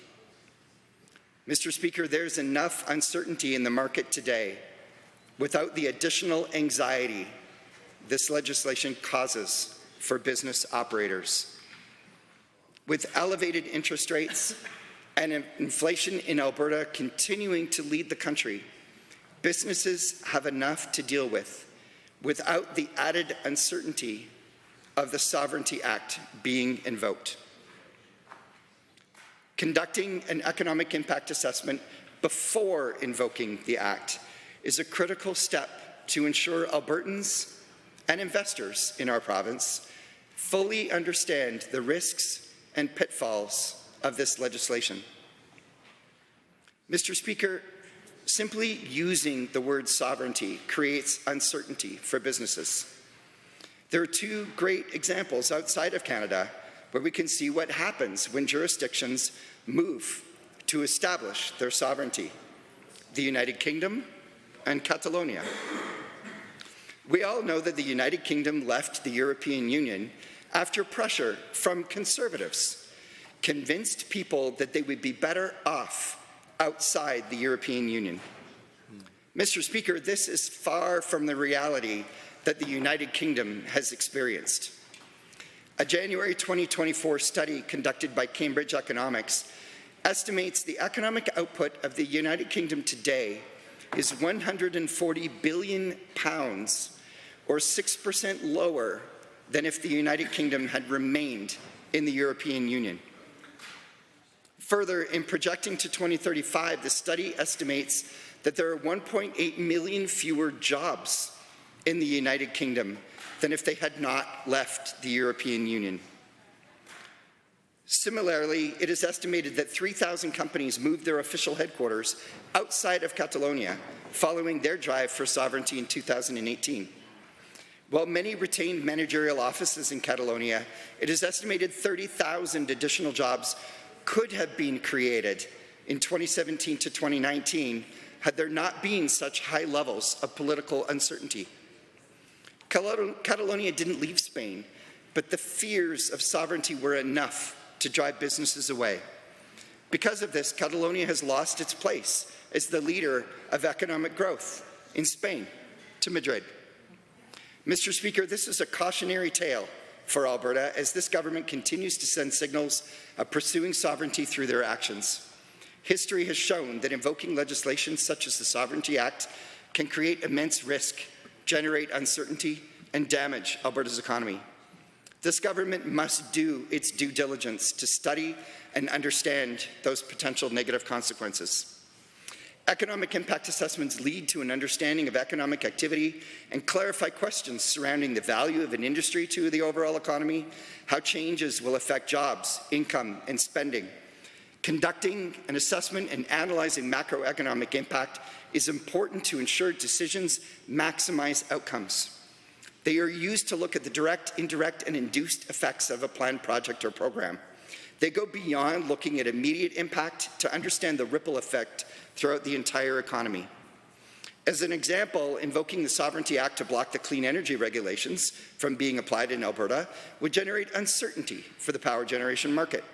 An economic impact assessment would measure the potential investment lost from the uncertainty generated and the effect on the broader economy from that lost investment.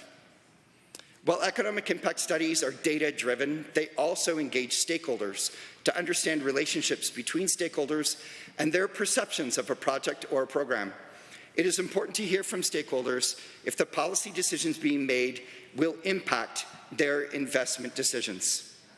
Those same stakeholders should have the opportunity to review and discuss the economic impact of an assessment once it is completed.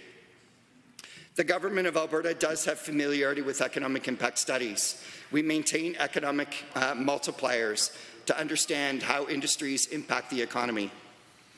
And while impact assessments are most often utilized to understand positive impact of programs or projects, they can also be used to understand negative impact, as I give examples for the United Kingdom and Catalonia.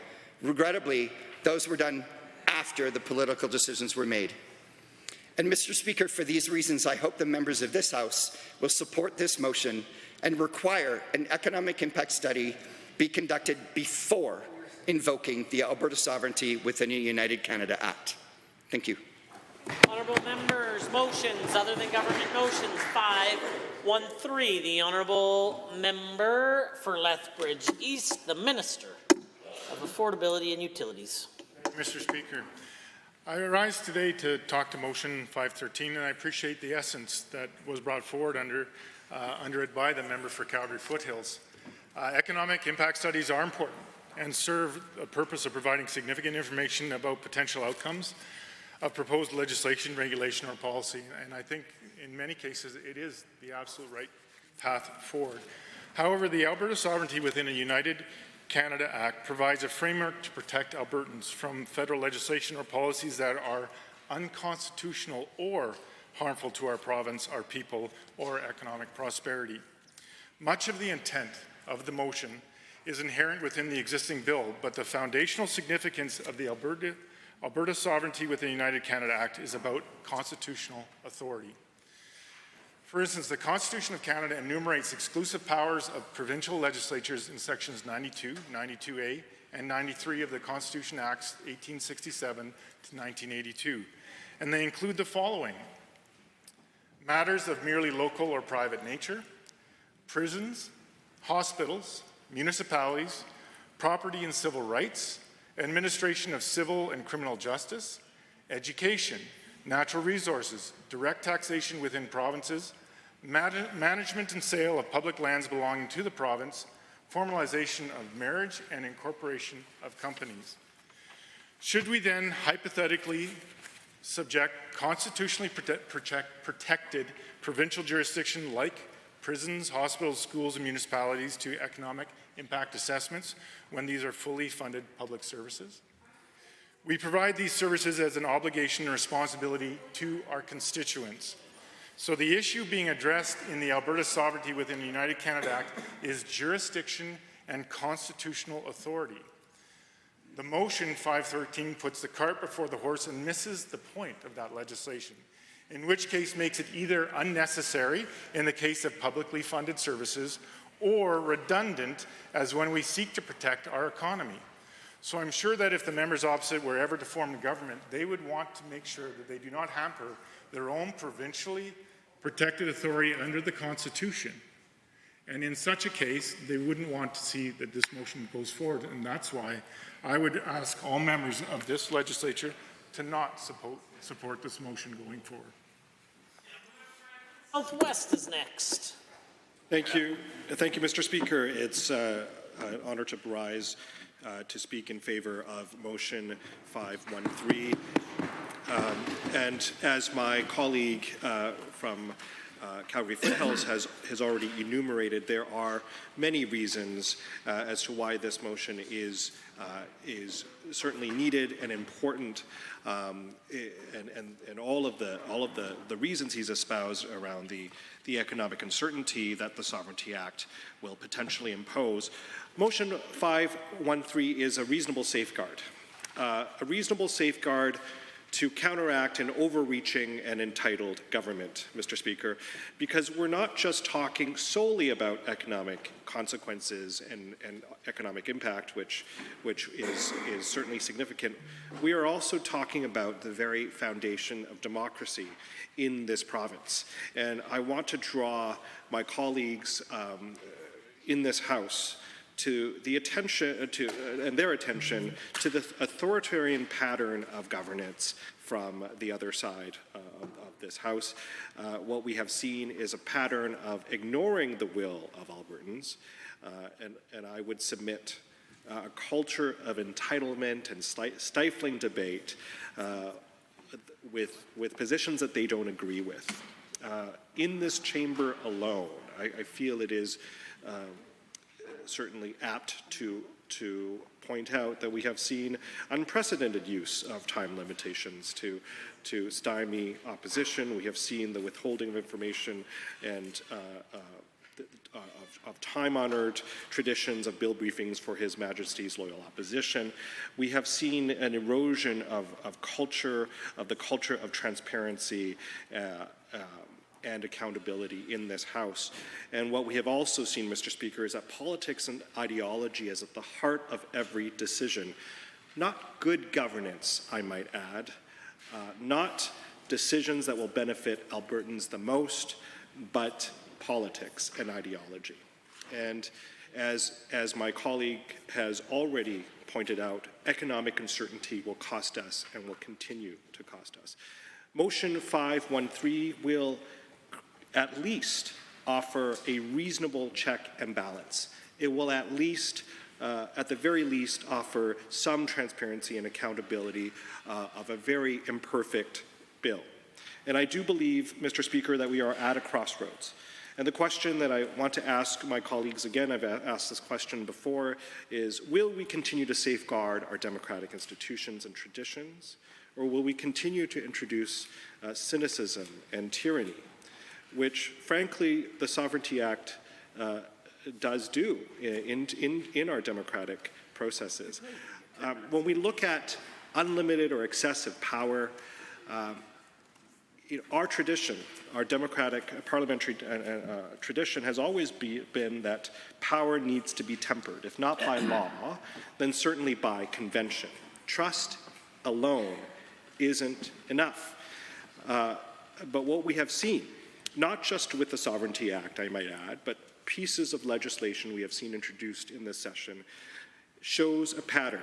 And as I've said before, patterns tell a story, Mr. Speaker. We have seen an erosion of democracy, of pluralism, of the freedom of thought through Bill 18. We have seen the continued concentration of power through the Sovereignty Act, through Bill 18, 20, and 17.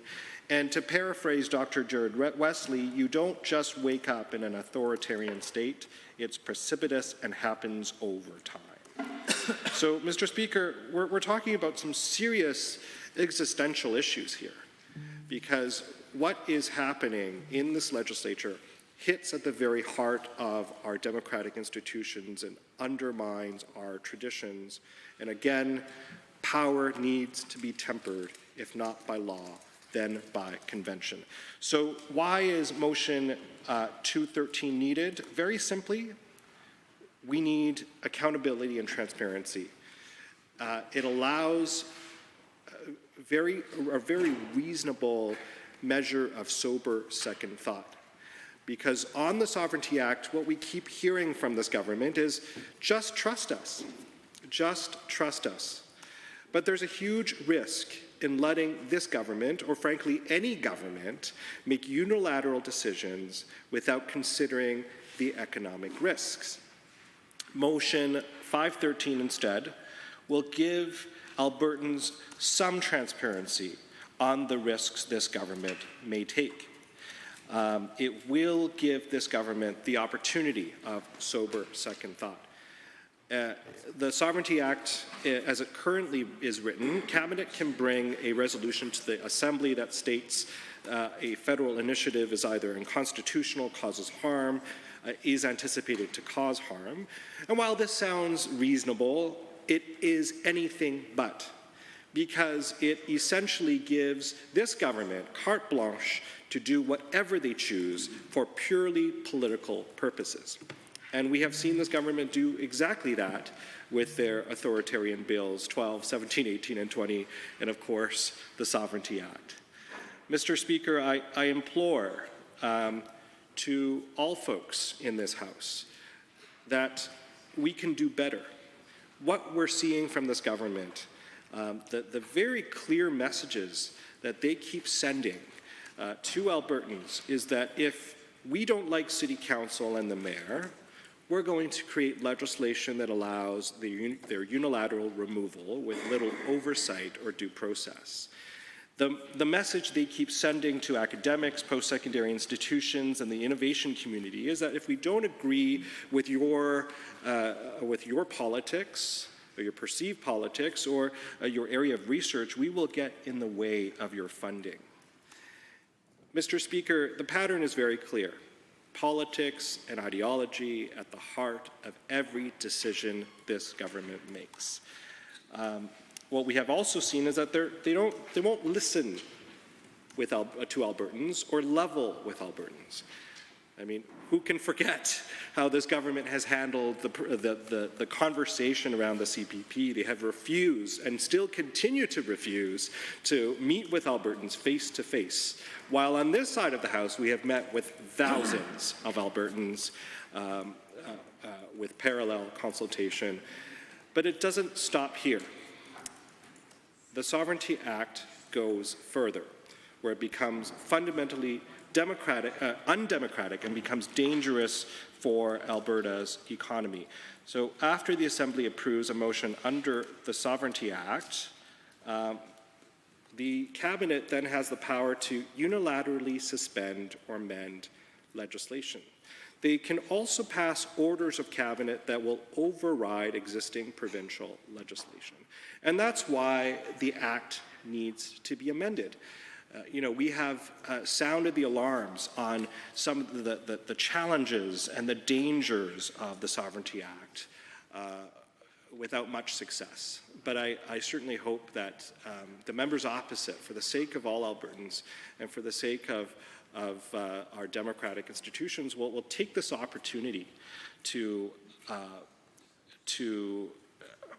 correct what frankly is a piece of legislation that is going to undermine our very institution. I also want to add that what we've seen from this government is a pattern of control of attacking our democratic institutions. We have seen Bill 20 allowing the government to unilaterally veto or amend municipal bylaws. All of this is incredibly troubling, Mr. Speaker. But I'm also going to talk, let me just talk a little bit about the economic impact that the Sovereignty Act might have if invoked, and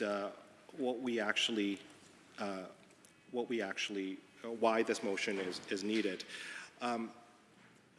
The very well-known examples are of Quebec and of Catalonia in Spain. And when Quebec, the province of Quebec, elected a separatist government in 1976, leading to votes in 1980 and 95 about whether to split from the rest of Canada, what we saw is that this economic uncertainty that was then created essentially dealt a punishing blow to Quebec's economy to this very day. Until the mid-20th century, until the 1950s, Montreal was in fact the financial capital of Canada, with all of the major banks headquartered there. But what we have seen with... Motion, other than government motion, 513. The honourable member for Taber-Warner has risen. Thank you, Mr. Speaker. It is an honor to be able to stand and to speak against this motion, 513. This motion, as I thought about it, I thought about the hypocrisy of this motion, Mr. Speaker. As you know, and as you have been elected the same amount of time as I have, we were elected first as opposition MLAs. And during that time, in 2015, for 4 years, I sat in the opposition bench, watching as the NDP unraveled everything that made Alberta great. Shame. I watched it for 4 years. I watched it as they chased away billions, tens of billions of dollars of investment into this province, which that investment actually means good paying jobs. I watched as they put budget after budget by the worst finance minister in Alberta history to take away our children's future by indebting them, by putting them into debt, future debt, to the tune of $80 billion. Mr. Speaker, when I take a look at the hypocrisy of this bill, or this motion, asking for us to bring forward a bill, I am surprised at the audacity of it.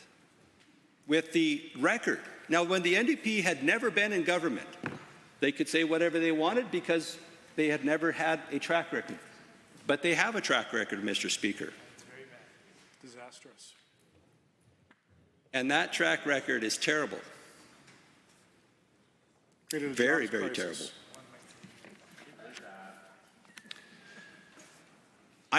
It's interesting, Mr. Speaker, that we bring forward a bill, the Alberta Sovereignty Within a United Canada Act, that says to the federal government, we have a confederation that is an equal partnership between the federal government and the provincial governments. It is an equal partnership that each have constitutional rights specifically enumerated within that Constitution, within that document. Agreed upon by not just all provinces, but by the federal government at the time as well. And supposed to be accepted and enacted by all levels of government. And Mr. Speaker, what is interesting is that for many years now, we have seen the federal government continue to get out of their lane, move into our lane, and to cause major problems for this, for our province, for the province I have called home all my life. And Mr. Speaker, I live in an area, southern Alberta, where we have been blessed with some great weather. The heat units down there, the sun days that we have, you add water to it and you can grow 60 specialty crops. It's a magical place. I love it. Love being down there. And there's one company down there, Atlantic Sugar, we know them as Rogers Sugar. Every April 1st, they give me a call. And they say, why are we still up here when just across the border on the US side there's no carbon tax?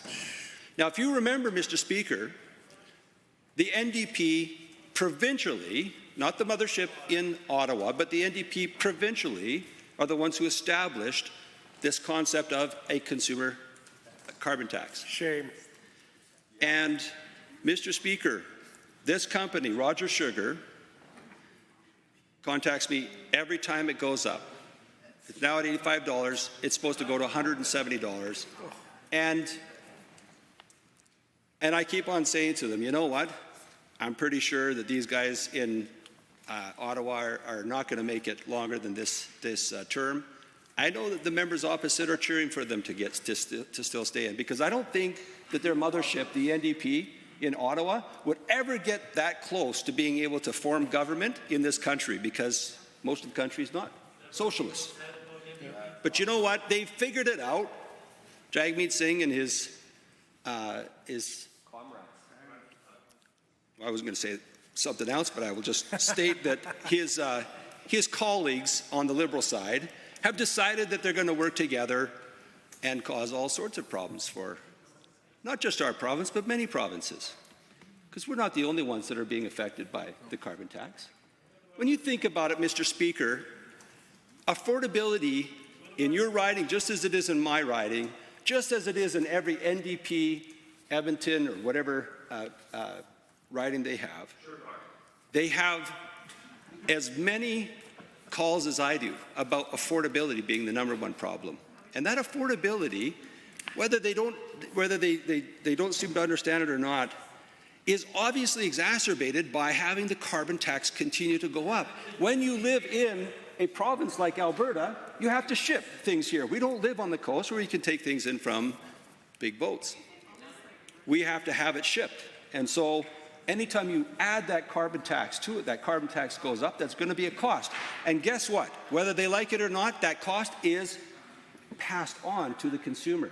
This is why senior citizens on fixed incomes are struggling every day to be able to make ends meet, because they have had so much of a price shock, whether it be utilities or food prices, whatever it is, they have a price shock, and they have to struggle every day to be able to make ends meet. They can't even look at you when you that say is that is the problem that we are facing. The federal government have raised the cost of everything through the carbon tax increases, championed by our very own provincial NDP. Make no mistake, Mr. Speaker, this is exactly what the NDP in this province want. They believe that they can do it better. In fact, when I sat on that side, on the opposite side, and I listened to them, their argument was always, Alberta was broke and we're here now to fix it. And that's what they did from 2015 to 2019, is they fixed it.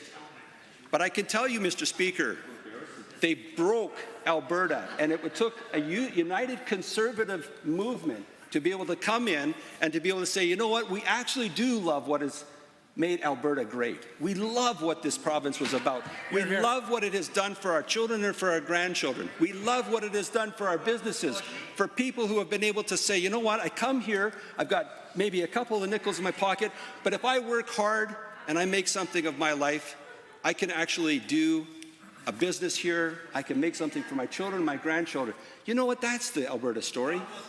That is what it means to be Albertan. And you know what? We are not the embarrassing cousins. No. Mr. Speaker, we are a bright light in Canada. Because, you know how we know that? We know that by 202,000 people moving into our province last year alone. And every time we talk about the Alberta advantage, this is the sort of thing that happens. People come out to our province and they say, you know what? We're not listening to the NDP, because they have no idea how good they've got it here. But we've got a situation now where we've got to protect this Alberta advantage. This is something good. This is fantastic what we've got here in this province. Our children and grandchildren can be proud of what our grandparents and our great-grandparents did to build an amazing place. This is something that I don't think we should be proud of what has happened here.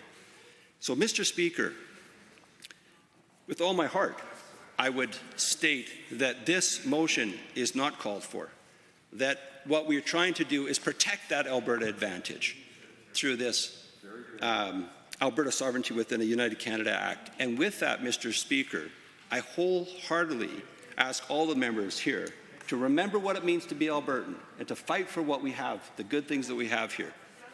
Thank you. Hear, hear. There are others. The Honourable Member for Banff-Kananaskis is next. Thank you, Mr. Speaker.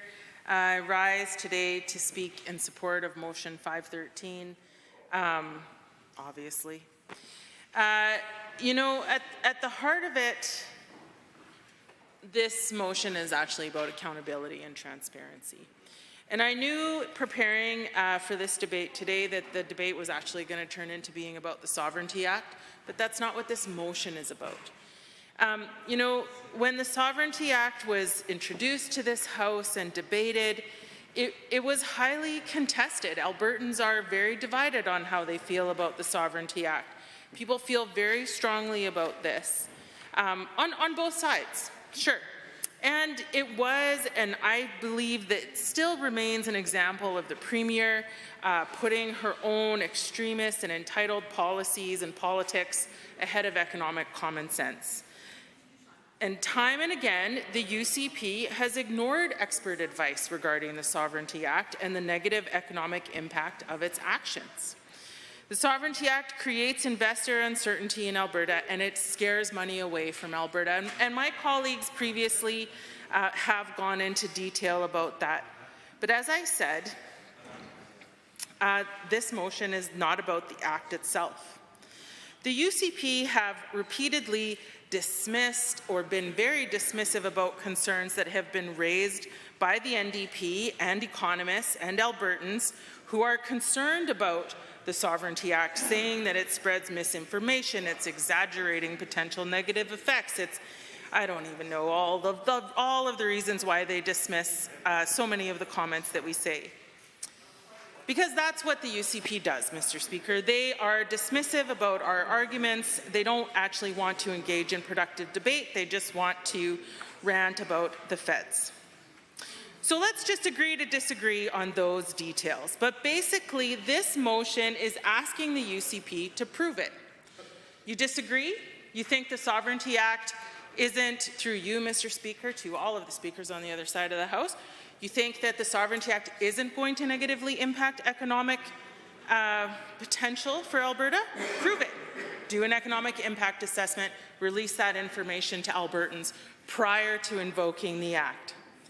I've heard the UCP members opposite say time and time again in this House that they value transparency and accountability, and if that's the case, pass this motion. I've heard the UCP members say they value transparency and accountability when it comes to coal mining, yet there's information that hasn't been publicly released. I hear them talk about transparency and accountability in campaign promises, which are quickly broken once they form government, including a personal income tax break, the Kananaskis Conservation Pass, an Alberta pension plan. Need I go on? Can we trust the UCP? The answer to that, for me, is no. For most of my constituents, the answer is also no. For many Albertans across this province, the answer is no.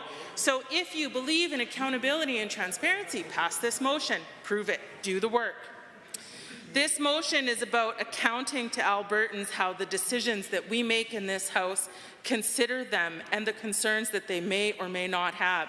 To not pass this motion is a sign of entitlement, because it's basically telling Albertans, don't worry, trust us, we got it, we know everything, and we don't even have to tell you what we know or what we don't know. This motion will protect Albertans by forcing the government to consider, define, and publicly release the economic consequences when the Sovereignty Act is enacted. This is really about accountability. Now, the UCP has made the members opposite have made some arguments, and I've been listening very carefully, and I tried to take some notes on what I would say in response to that, but the only thing I can come up with is that none of what I've heard across the aisle is a reason to not review or provide an economic impact assessment when invoking the Sovereignty Act. This is not telling you that we shouldn't have the Sovereignty Act, although I think that we shouldn't. This is just saying, prove it. Put your money where your mouth is. You think that this won't have negative impacts? Prove it. Collect the data and show me.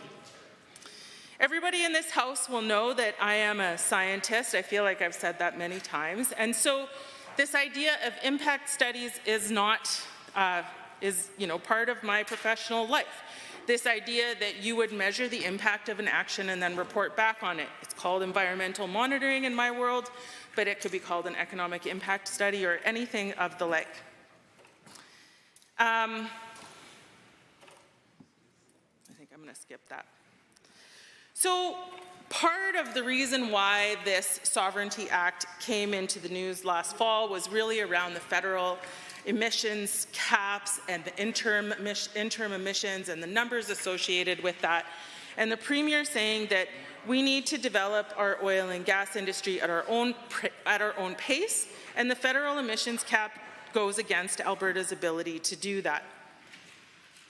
This is part of negotiating. It doesn't mean that we have to invoke a piece of legislation to be able to sit at the table and negotiate.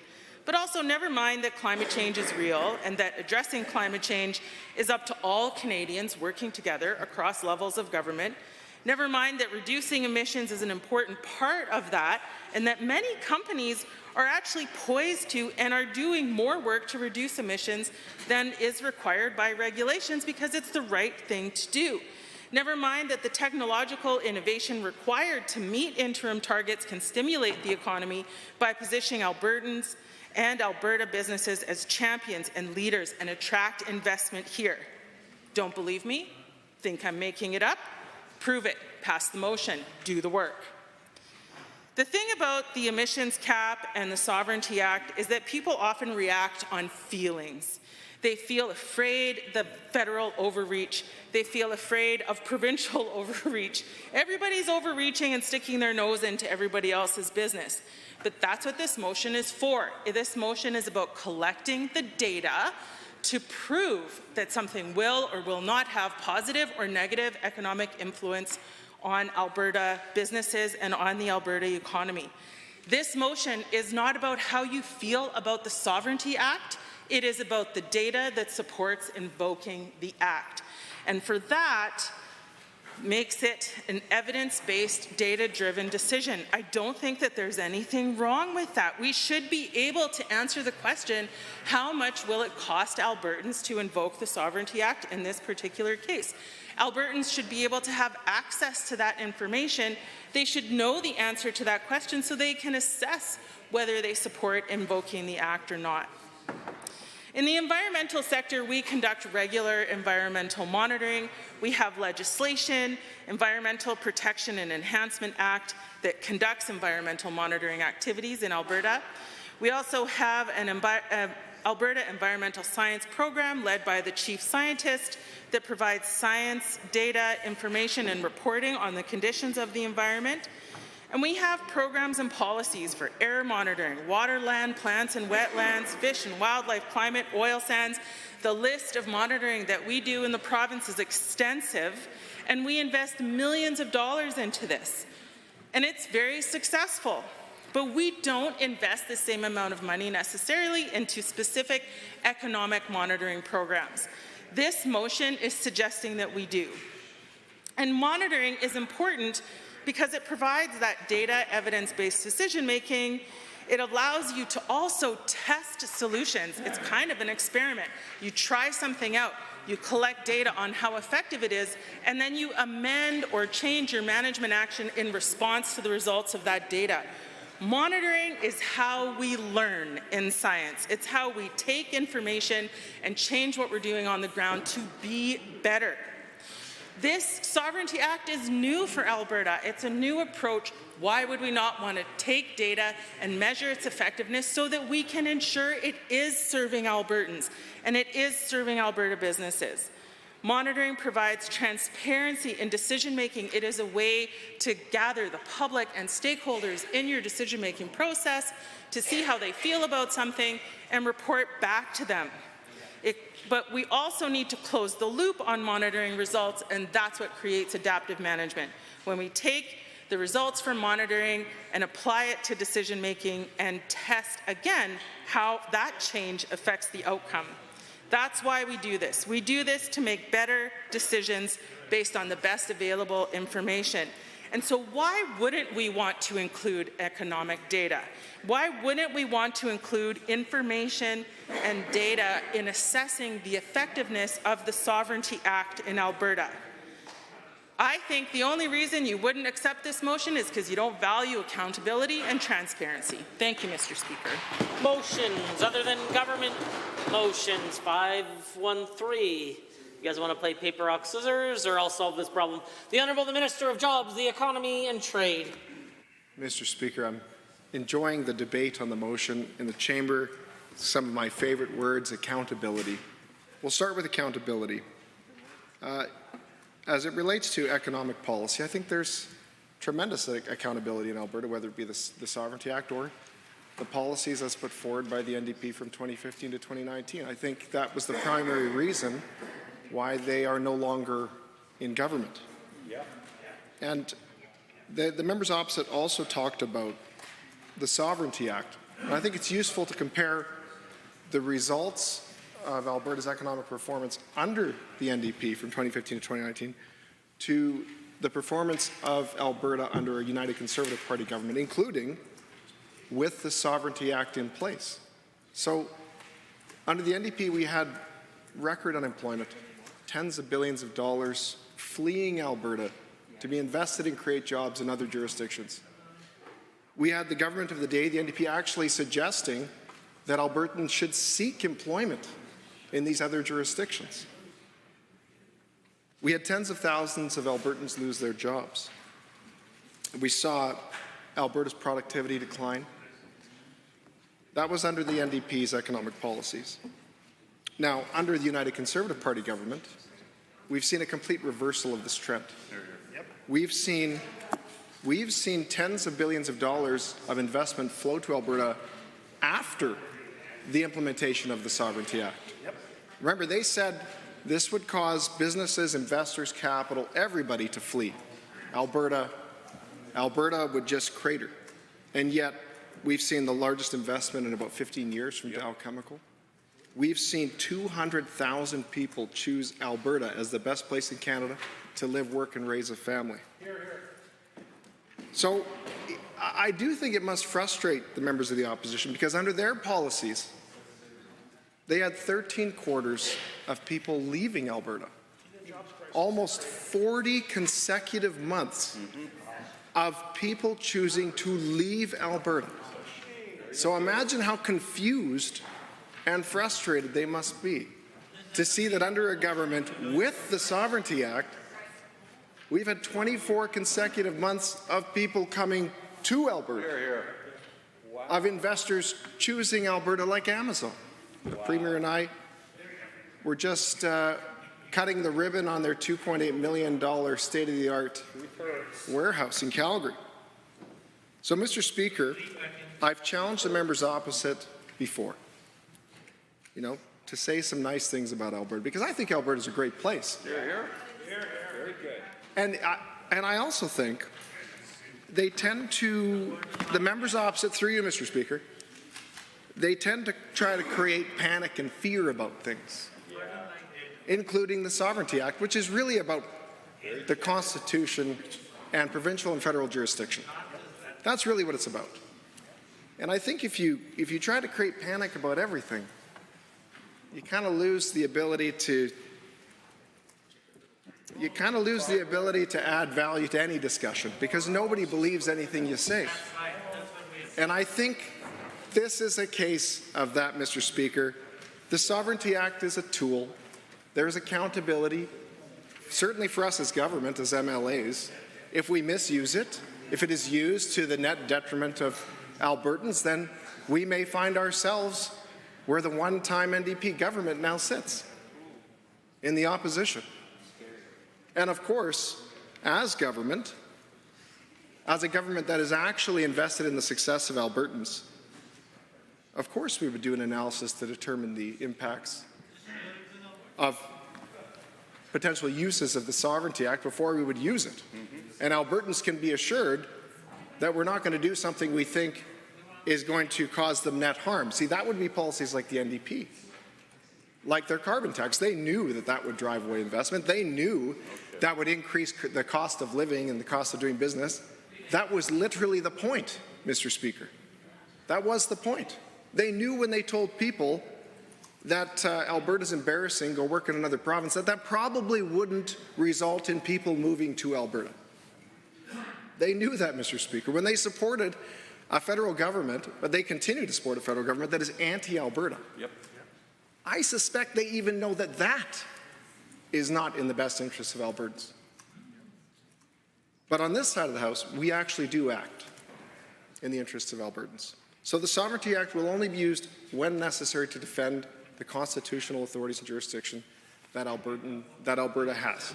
Like the energy sector. Exactly right. So thank you, Mr. Speaker, for passing my comments on to the members opposite. Always enjoy a good debate on economic policy with the NDP. Hear, hear. I appreciate that the honourable member might like to rise to close debate. Unfortunately, there is time remaining in debate, so if there is another member of the Assembly that would like to join in the debate, they would be welcome to do so. If not, I'm happy to call on the honourable member for Calgary Foothills. The honourable member for Calgary Foothills now to close debate. Oh, there was a member? I'm sorry, I didn't see them. Were you standing? If you were, my absolute apologies. I did not see you. It is entirely my fault. The honourable member for Edmonton Whitemud has approximately 7 minutes remaining. Thank you, Mr. Speaker. I'll be brief because I do want to point out very quickly in response to some of the comments from the government members on the other side that, again, this motion is about we're not going to get back into a debate about the value of the Sovereignty Act because you don't have to worry about what we're going to do and how we're going to handle the Sovereignty Act because when we're in government, Mr. Speaker, there will be no Sovereignty Act. But also,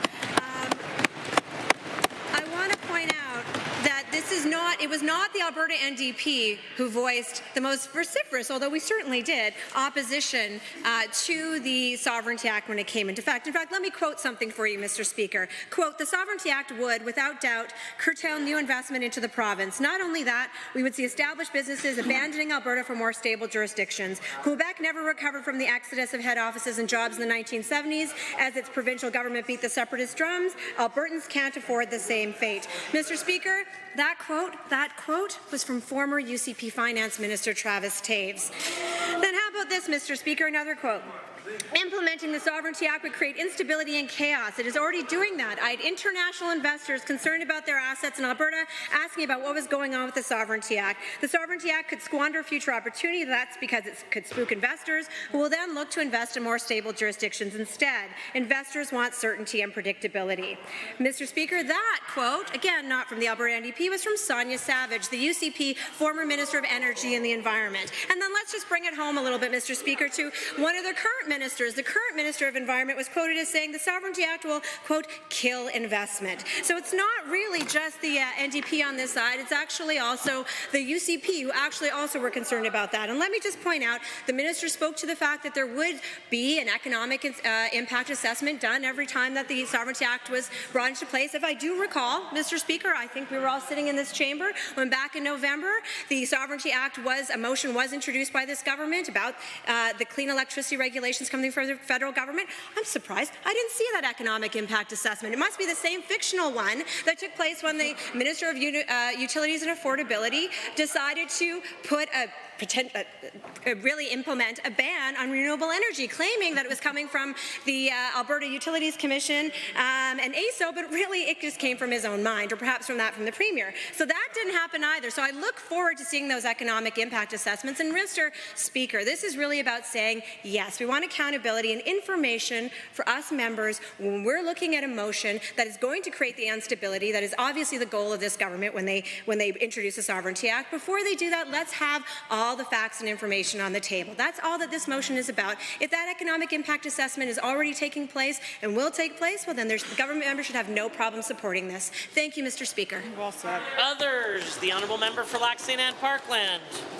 Mr. Speaker, I just love a good stump speech from a former leadership candidate. There's nothing better to go back the old memory trail on shoulda, woulda, coulda, and what could have been, and the absolute opposite narrative of history of what's taken place. So I really appreciate the motion coming forward from the member opposite from Calgary Foothills. I believe it's with a good spirit of intent, honestly. But unfortunately, what I'm seeing from our side is that a lot of the responses that have taken place is happening already. We do the economic impact assessment. And quite honestly, when it came to the sovereignty within a United Canada Act, I didn't ever think we'd have to pull that bad boy off the shelf. Like honestly, when we went through it, a lot of our same concerns before we formed that policy internally had a lot of the same items addressed, and they were taken care of in the legislation. So by the time it came to the floor, it had covered a bunch of those concerns that we had. So when we're looking at the Clean Energy Act, the member opposite said there was no financial assessment. Well, she missed a lot of headlines where it was talking about trillions of dollars of impact to the electricity and to our economy. so that not everything has to be done internally. Sometimes when you see the regulators or the folks that are actually going to be hit by it the worst, their fiduciary duty to their shareholders and to their stakeholders and to their customers also does those financial impacts. I really appreciate the member opposite's proposal. I don't know that it's timely enough when we have to pull it off the shelf to be that tactile, to go what the member is doing. I do think he's doing it in the spirit of good intent, but I won't be supporting it, unfortunately. I believe that the Sovereignty with the United Canada Act is good as is, and hopefully we won't have to use it too often, but when we do, it's a great tool to have. Thank you, Mr. Speaker, and my thanks to that member as well. Are there others? Seeing none, I am prepared to call on the honourable member for Calgary Foothills to close debate. Should he choose to have a vote prior to 6 o'clock, he will need to be in the sedentary position by then. I will close debate really quickly. I think we've heard good reasons why the motion should be passed. And I think that we have heard that with moving forward on constitutionality without understanding negative impacts is reckless and does a disservice to Albertans. So I hope that we will vote for accountability. The Jobs, Economy and Trade Minister has already said they, of course, will do an economic impact study every time they invoke the Sovereignty Act. So, of course, he will vote yes for this motion. Thank you, Mr. Speaker. Honourable members, having heard the motion as proposed by the honourable member for Calgary Foothills, motions other than government motions 513. All those in favour, please say aye. Aye. Any opposed, please say no. No. In my opinion, the noes have it. That motion is defeated. The Honourable the Deputy Government House Leader. I now move that the Assembly be adjourned until 7:30 p.m. tonight. Members, having heard the motion as proposed by the Deputy Government House Leader, all those in favour, please say aye. Aye. Any opposed, please say no.